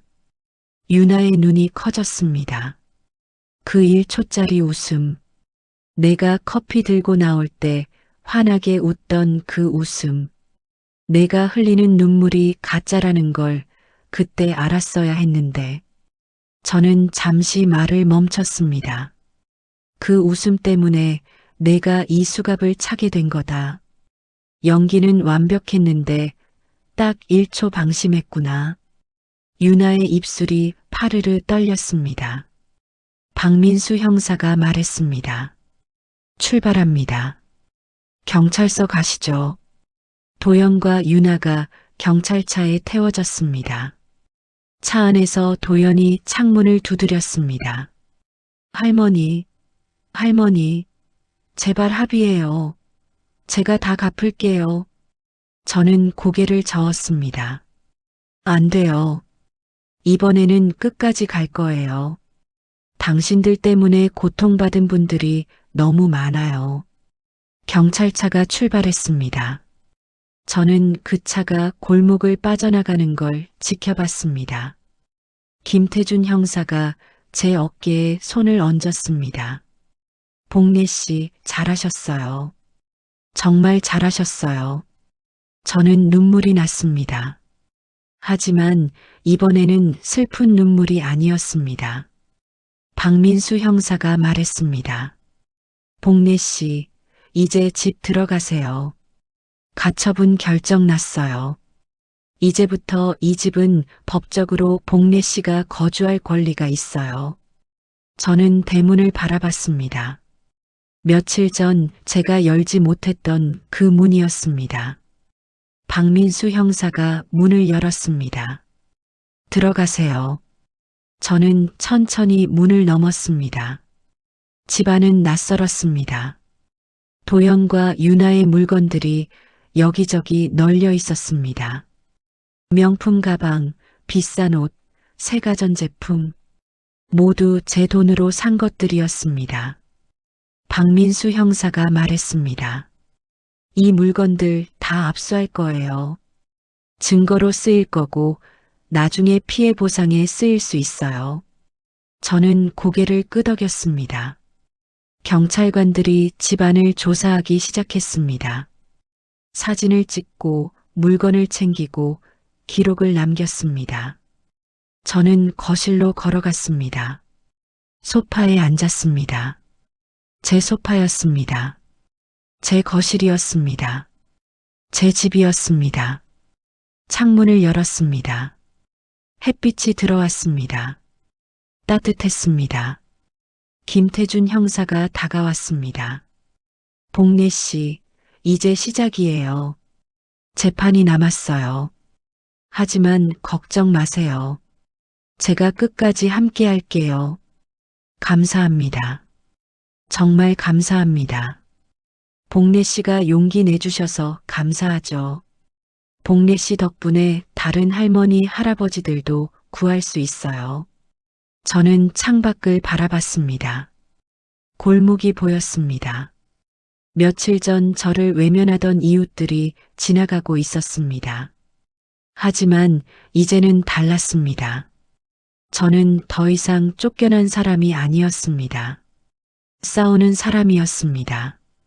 그날 저녁 저는 집에서 처음으로 밥을 지었습니다. 된장찌개를 끓였습니다. 밥을 지었습니다. 김치를 꺼냈습니다. 혼자 먹는 저녁이었지만 맛있었습니다. 제 집에서 제가 만든 밥이었으니까요. 식사를 마치고 설거지를 했습니다. 그리고 남편 사진을 꺼냈습니다. 먼지를 닦았습니다. 여보, 당신 덕분이에요. 당신이 남긴 그 자료 덕분에 포기하지 않을 수 있었어요. 사진 속 남편이 웃고 있었습니다. 저는 사진을 제자리에 놓았습니다. 그날 밤 저는 제 침대에서 잤습니다. 오랜만에 제 방에서 자는 잠이었습니다. 편안했습니다. 다음 날부터 저는 집을 정리하기 시작했습니다. 도연과 유나의 흔적을 지웠습니다. 경찰이 압수하지 않은 그들의 옷을 정리하고 물건을 박스에 담았습니다. 저는 그것들을 하나하나 치웠습니다. 소파를 원래 자리로 옮겼습니다. 탁자를 제자리에 놓았습니다. 커튼을 빨았습니다. 바닥을 닦았습니다. 집이 조금씩 제 집으로 돌아왔습니다. 일주일이 지났습니다. 박민수 형사에게 연락이 왔습니다. 복례 씨, 구속영장 승인됐어요. 민도현과 이유나 둘 다 구속됐습니다. 정말요? 네. 증거가 명확하고 피해자가 여럿이고 도주 우려가 있어서 법원에서 영장 발부했어요. 저는 안도의 한숨을 쉬었습니다. 이지은 변호사에게도 연락이 왔습니다. 복례 씨, 진명의 이전 무효 소송 제기했어요. 빠르면 2달 안에 판결 날 거예요. 얼마나 걸려요? 빠르면 2달, 늦어도 넉 달이요. 하지만 승소 확률 거의 100%예요. 사기로 취득한 명의니까요. 대출은요? 대출도 사기로 받은 거니까 무효화 절차 밟고 있어요. 은행하고 협의 중이에요. 복례 씨가 갚을 필요 없어요. 저는 처음으로 미래가 보였습니다. 김태준 형사도 자주 들렀습니다.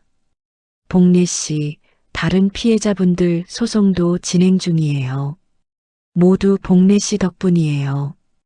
제가 뭘... 복례 씨가 용기 내서 고소하지 않았으면 다른 분들도 못 나섰을 거예요.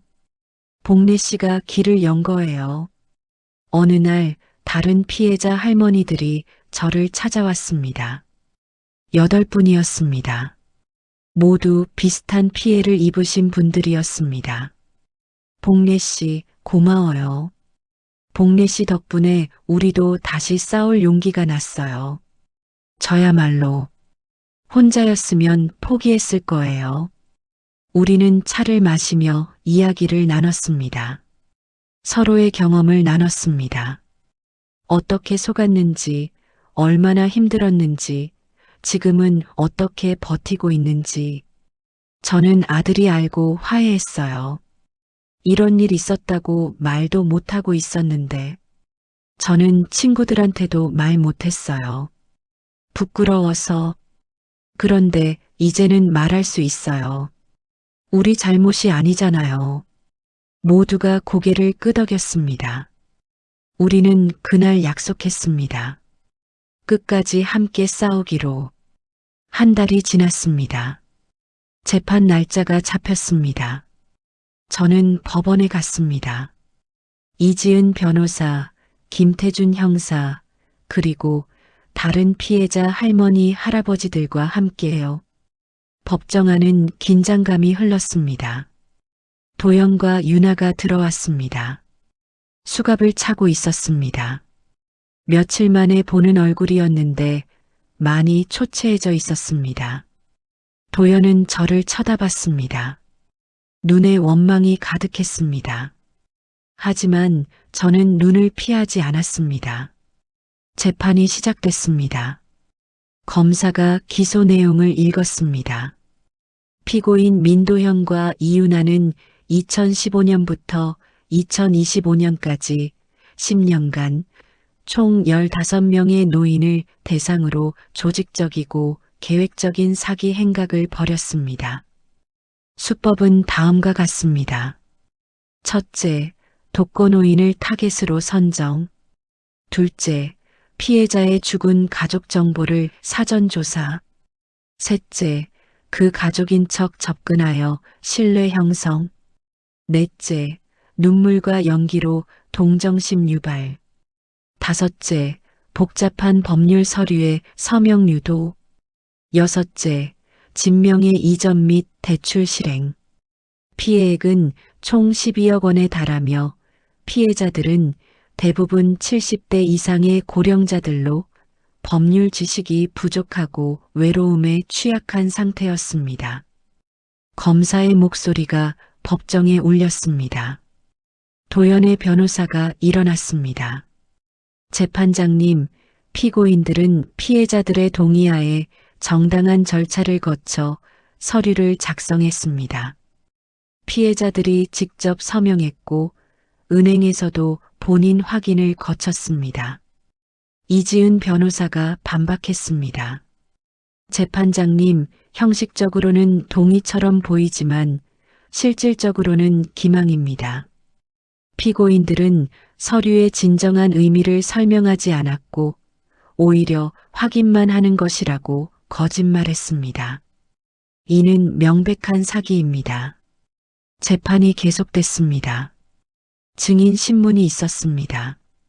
저도 증인석에 섰습니다. 검사가 물었습니다. 피해자께서는 집 명의를 이전하려는 의도가 있으셨습니까? 아니요. 전혀 없었습니다. 그럼 왜 서명하셨습니까? 민도연 씨가 확인서라고 했습니다. 제가 은행에 왔다는 걸 확인하는 거라고요. 저는 그 말을 믿었습니다. 서류를 읽어보셨습니까? 읽으려고 했지만 글씨가 너무 작았고 한자도 많았고 눈이 침침해서 잘 안 보였습니다. 민도연 씨가 도와줬습니까? 네. 제 손을 잡고 이름 쓰는 걸 도와줬습니다. 그때는 친절하다고 생각했는데 지금 생각하면 저는 말을 잇지 못했습니다. 검사가 말했습니다. 감사합니다. 이상입니다. 도연의 변호사가 일어났습니다.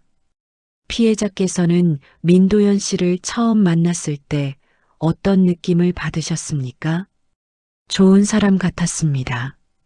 공손했고 친절했고 그렇다면 피해자께서도 민도연 씨를 신뢰하셨던 거 아닙니까?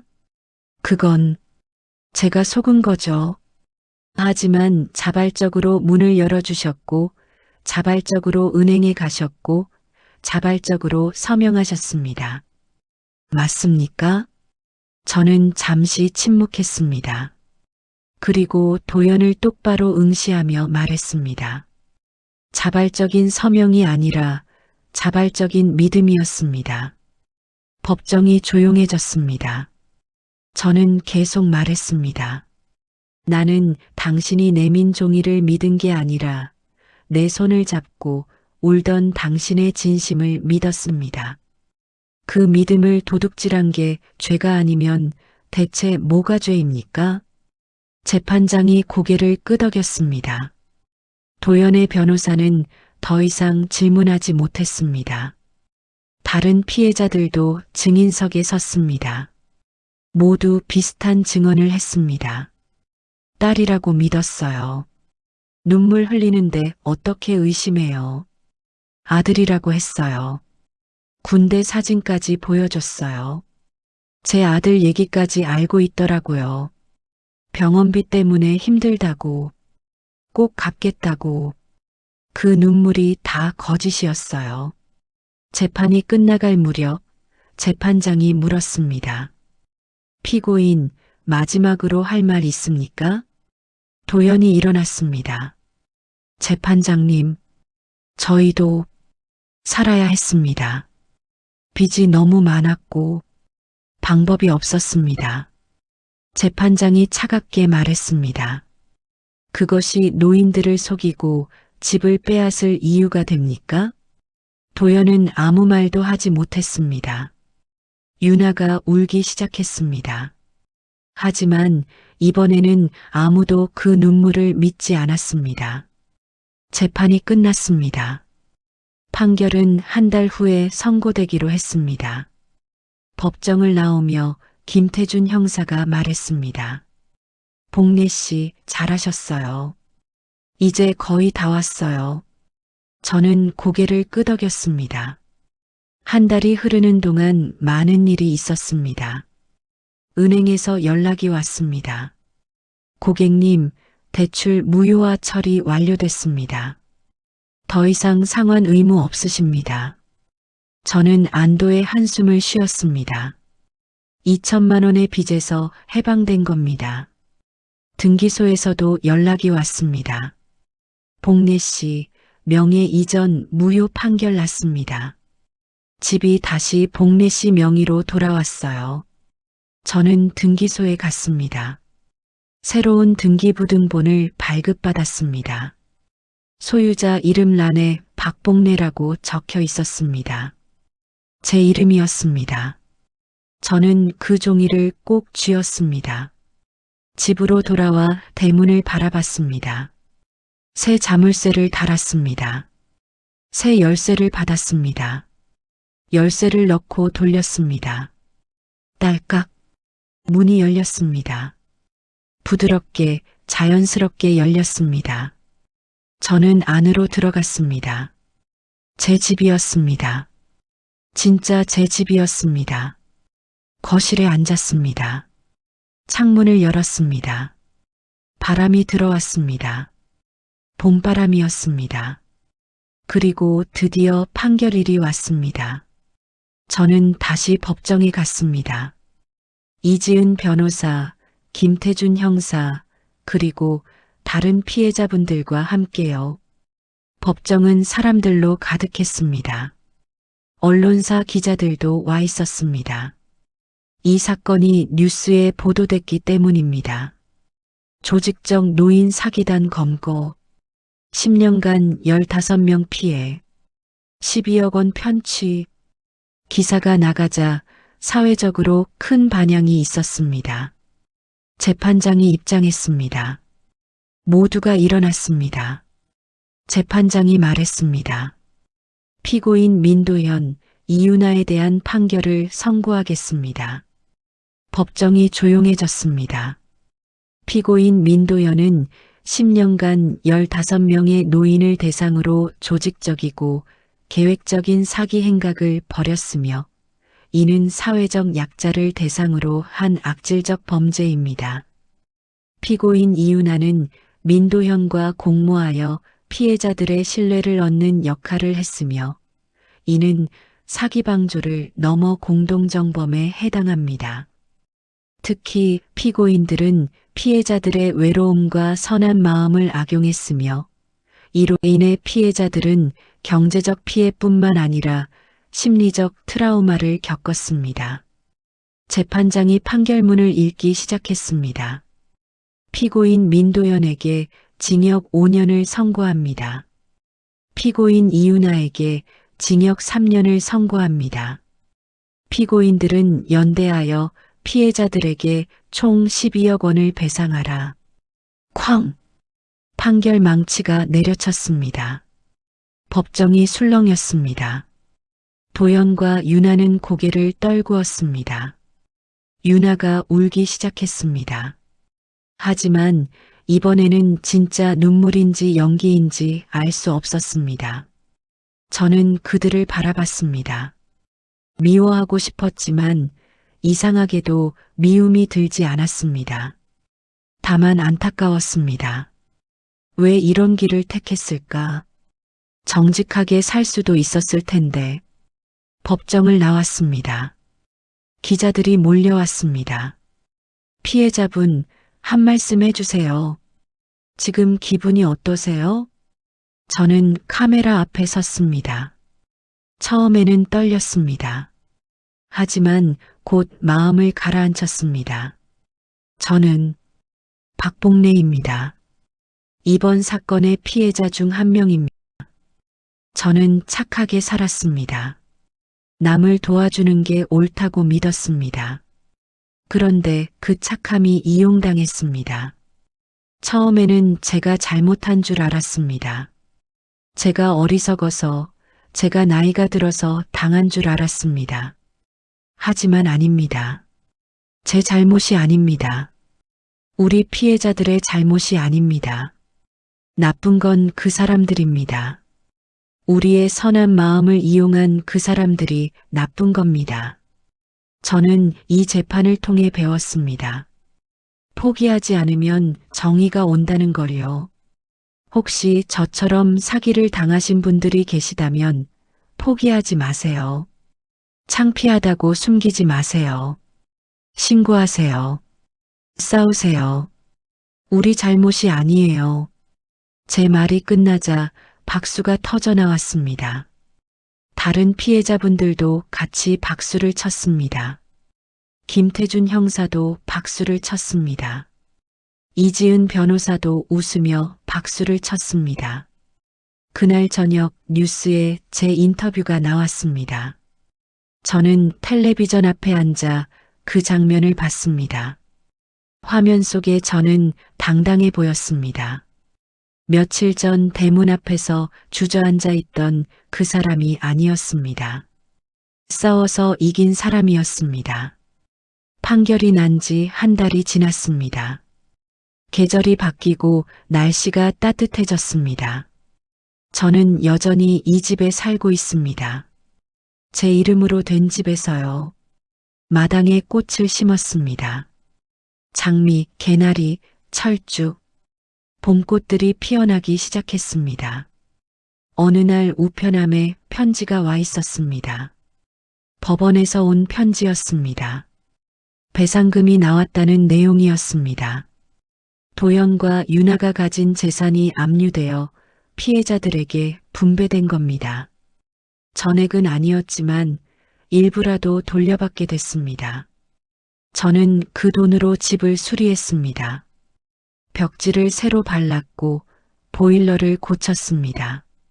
싱크대도 새 것으로 바꿨습니다. 집이 새 것처럼 깨끗해졌습니다.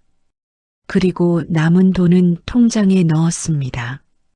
혹시 모를 일을 대비해서요. 김태준 형사가 가끔 들렀습니다. 복래 씨, 요즘 어때요? 좋아요. 덕분에 잘 살고 있어요. 복래 씨가 잘 싸워주셔서 감사해요. 동수 형사도 기뻐하실 거예요. 우리는 차를 마시며 이야기를 나눴습니다. 이지은 변호사도 연락을 주고받았습니다. 복래 씨 사건 이후로 비슷한 피해 신고가 많이 들어왔어요. 복래 씨가 길을 열어주신 거예요. 제가 뭘... 복래 씨 용기 덕분에 다른 분들도 신고할 수 있게 됐어요. 정말 감사해요. 다른 피해자 할머니들과도 자주 만났습니다. 우리는 모임을 만들었습니다. 노인 사기 피해자 자조 모임. 한 달에 한 번씩 모여 차를 마시고 이야기를 나눴습니다. 서로를 위로하고 격려하고 힘을 주고받았습니다. 복래 씨 덕분에 제 집도 되찾았어요. 저는 아직 소송 중인데 복래 씨 판결이 큰 도움이 됐대요. 복래 씨가 먼저 싸워주셔서 우리가 따라갈 수 있었어요. 저는 그 말들이 부끄러웠습니다. 저도 혼자였으면 못했어요. 남편이 남긴 자료가 있었고, 김 형사님이 도와주셨고, 변호사님이 함께 해주셔서 가능했어요.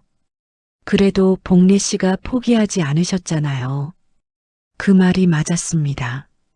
저는 포기하지 않았습니다. 힘들었지만, 외로웠지만, 무서웠지만, 포기하지 않았습니다.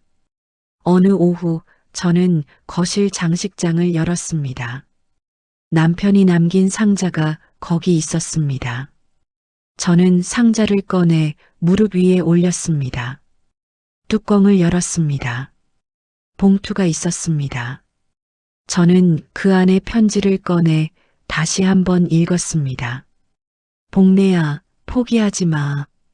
내가 싸우면 다른 할머니, 할아버지들도 구할 수 있어. 사랑한다, 복내야. 저는 편지를 가슴에 안았습니다. 여보, 제가 이겼어요. 당신 덕분에요. 당신이 남긴 기록 덕분에요. 그리고 여보, 저 이제 알았어요. 제가 착한 게 잘못이 아니라는 걸요. 사람을 믿는 게 잘못이 아니라는 걸요. 다만 조심해야 한다는 거, 그것만 배웠어요. 저는 편지를 다시 봉투에 넣었습니다. 그리고 상자에 넣었습니다. 그런데 이번에는 편지만 넣지 않았습니다. 저는 서랍을 열어 2가지를 더 꺼냈습니다. 하나는 도연과 유나의 판결문이었습니다. 징역 5년, 징역 3년이라고 적힌 그 종이었습니다. 다른 하나는 새로 발급받은 등기부등본이었습니다. 소유자 박복래. 저는 그 2장의 종이를 편지 옆에 조심스럽게 넣었습니다. 남편이 시작한 싸움을 제가 끝냈다는 증거였습니다. 상자 뚜껑을 닫았습니다. 자물쇠를 잠갔습니다. 딸깍. 이제 이 상자는 열 필요가 없었습니다. 이미 제 안에 남편의 목소리가 있었으니까요. 그리고 이 상자는 이제 승리의 기록이 됐습니다. 저는 상자를 장식장에 다시 넣었습니다. 남편 사진 옆에 놓았습니다. 먼지를 닦아낸 상자는 윤기가 났습니다. 깨끗했습니다. 창문을 열었습니다. 바람이 들어왔습니다. 마당에 꽃향기가 났습니다. 저는 소파에 앉아 그 향기를 맡았습니다. 초인종이 울렸습니다. 저는 인터폰을 확인했습니다. 이웃집 아주머니였습니다. 문을 열었습니다. 복래 씨, 떡 좀 해왔어요. 같이 드세요. 고마워요. 들어와요. 아주머니를 안으로 들였습니다. 함께 차를 마셨습니다. 복래 씨, 그 일 정말 힘드셨죠? 하지만 잘 이겨내셨어요. 대단해요. 혼자 한 게 아니에요. 도와주신 분들이 많았어요. 우리는 이런저런 이야기를 나눴습니다. 동네 소식, 날씨 이야기, 텃밭 이야기. 평범한 대화였지만 따뜻했습니다. 아주머니가 돌아가고 저는 다시 혼자 남았습니다. 하지만 외롭지 않았습니다. 저녁이 되었습니다. 밥을 지었습니다. 된장찌개를 끓였습니다. 혼자 먹는 저녁이었지만 맛있었습니다. 식사를 마치고 설거지를 했습니다. 그리고 거실로 갔습니다. 텔레비전을 켰습니다. 뉴스가 나왔습니다. 노인 사기 예방 교육 강화, 유사 사기 사건 급증, 경찰 특별 단속. 제 사건 이후 사회가 조금씩 변하고 있었습니다. 저는 뉴스를 보며 생각했습니다. 내가 한 일이 누군가에게 도움이 되고 있구나. 남편 사진을 보며 말했습니다. 여보, 우리가 해냈어요. 당신과 제가 함께요. 사진 속 남편이 웃고 있었습니다. 밤이 되었습니다. 저는 방으로 갔습니다. 침대에 누웠습니다. 천장을 바라봤습니다. 오늘도 무사히 하루를 마쳤습니다. 내일도 무사히 보내겠죠. 그리고 모레도, 다음 주도, 다음 달도. 저는 계속 살아갈 겁니다. 제 집에서 제 이름으로 제 인생을 살아갈 겁니다. 착하게 살되 조심하면서, 사람을 믿되 의심도 하면서, 포기하지 않고 끝까지 싸우면서. 저는 눈을 감았습니다. 편안한 잠이 찾아왔습니다. 제 집에서 자는 잠이었습니다. 제 침대에서 자는 잠이었습니다. 꿈을 꾸지 않았습니다. 그냥 고요했습니다. 평화로웠습니다. 그리고 다음 날 아침, 새로운 하루가 시작됐습니다. 햇살이 창문으로 들어왔습니다. 새소리가 들렸습니다. 저는 일어나 창문을 열었습니다. 새로운 봄이었습니다. 새로운 시작이었습니다. 저는 마당으로 나가 꽃에 물을 주었습니다. 장미가 활짝 피어 있었습니다. 분홍색 꽃잎이 아름다웠습니다. 저는 그 꽃을 보며 웃었습니다. 다시 시작이구나.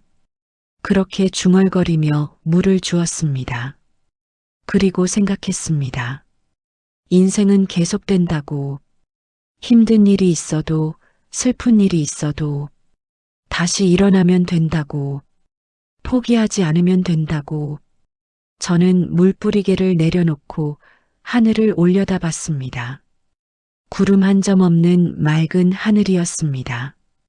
남편이 어디선가 저를 보고 있을 것 같았습니다. 여보, 잘 지내고 있어요. 걱정 마세요. 저는 속으로 말했습니다. 그리고 다시 집 안으로 들어갔습니다. 아침 식사를 준비했습니다. 밥을 짓고 국을 끓이고 반찬을 꺼냈습니다.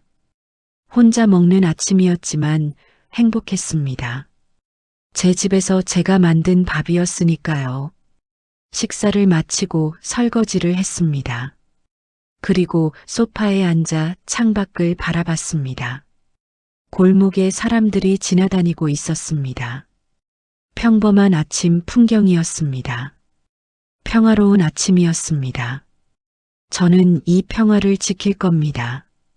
다시는 빼앗기지 않을 겁니다. 그리고 혹시 저처럼 힘든 분이 있다면 제가 도울 겁니다. 제 경험을 나눌 겁니다. 포기하지 말라고 말해줄 겁니다. 그것이 남편이 제게 남긴 유산이니까요. 그것이 제가 이 세상에 남길 수 있는 것이니까요. 저는 깊게 숨을 들이쉬었습니다. 그리고 미소 지었습니다. 고마워요, 여보. 당신 덕분에 저는 다시 살아났어요. 창밖으로 햇살이 쏟아졌습니다. 따뜻하고 포근한 햇살이었습니다. 새로운 하루였습니다. 새로운 시작이었습니다. 그리고 저는 계속 살아갈 겁니다. 에필로그, 그로부터 1년이 지났습니다. 저는 지금 강연장에 서 있습니다. 노인 사기 예방 교육 강연입니다. 청중석에는 70여 명의 어르신들이 앉아 계십니다. 저는 마이크를 잡고 말합니다. 안녕하세요. 저는 박봉래입니다. 저는 1년 전 집을 빼앗길 뻔했습니다. 제 착한 마음이 이용당했습니다. 하지만 저는 포기하지 않았습니다. 그리고 이겼습니다. 오늘 제 이야기를 들려드리겠습니다. 여러분이 저와 같은 피해를 당하지 않도록요. 청중들이 귀 기울여 듣습니다. 저는 제 이야기를 들려줍니다. 도연과 유나를 만난 일, 속았던 일, 싸웠던 일, 이긴 일, 모든 것을 이야기합니다. 강연이 끝나고 한 할머니가 다가왔습니다. 봉래 씨, 저도 비슷한 일을 겪었어요. 그런데 신고를 못하고 있었어요. 창피해서요. 저는 그 할머니의 손을 잡았습니다. 창피한 게 아니에요. 우리 잘못이 아니에요. 신고하세요. 제가 도와드릴게요. 할머니의 눈에 눈물이 고였습니다. 감사합니다. 저는 그날 이후로도 계속 강연을 다닙니다. 제 경험을 나눕니다. 사람들에게 희망을 줍니다. 그것이 제가 할 수 있는 일입니다. 그것이 남편이 제게 남긴 사명입니다. 저는 오늘도 살아갑니다. 제 집에서 제 이름으로 제 인생을 살아갑니다. 그리고 웃습니다. 진심으로 웃습니다. 저녁에 집으로 돌아온 저는 거실 장식장을 열었습니다. 남편 사진 옆에 놓인 상자가 보입니다. 깨끗하게 닦여 있는 상자입니다. 이제는 열 필요가 없는 상자입니다. 하지만 버리지 않을 상자입니다. 그 안에는 남편의 편지와 함께 도연과 유나의 판결문, 그리고 제 이름이 적힌 등기부등본이 들어 있습니다. 승리의 기록입니다. 저는 상자를 쓰다듬으며 남편 사진을 봅니다. 여보, 우리 이겼어요. 당신과 제가 함께요. 사진 속 남편이 웃고 있습니다. 저도 따라 웃습니다. 창밖으로 저녁 노을이 붉게 물들고 있습니다. 아름다운 노을입니다. 저는 창가에 서서 그 노을을 바라봅니다. 그리고 생각합니다. 내일은 또 어떤 하루가 기다리고 있을까? 누군가 제 도움이 필요하다면 제가 도울 수 있을까? 저는 미소 짓습니다. 할 수 있습니다. 포기하지 않으면 무엇이든 할 수 있습니다. 남편이 그렇게 가르쳐 줬으니까요. 제 경험이 그렇게 증명했으니까요. 노을이 집니다. 어둠이 찾아옵니다. 하지만 저는 두렵지 않습니다. 내일 아침이면 해가 다시 뜰 테니까요. 새로운 하루가 시작될 테니까요. 저는 불을 켜고 저녁을 준비합니다. 오늘도 제 집에서 제가 만든 밥을 먹을 겁니다. 그리고 내일도 모레도 계속해서요. 제 인생을 살아갈 겁니다. 포기하지 않고요. 진짜 끝.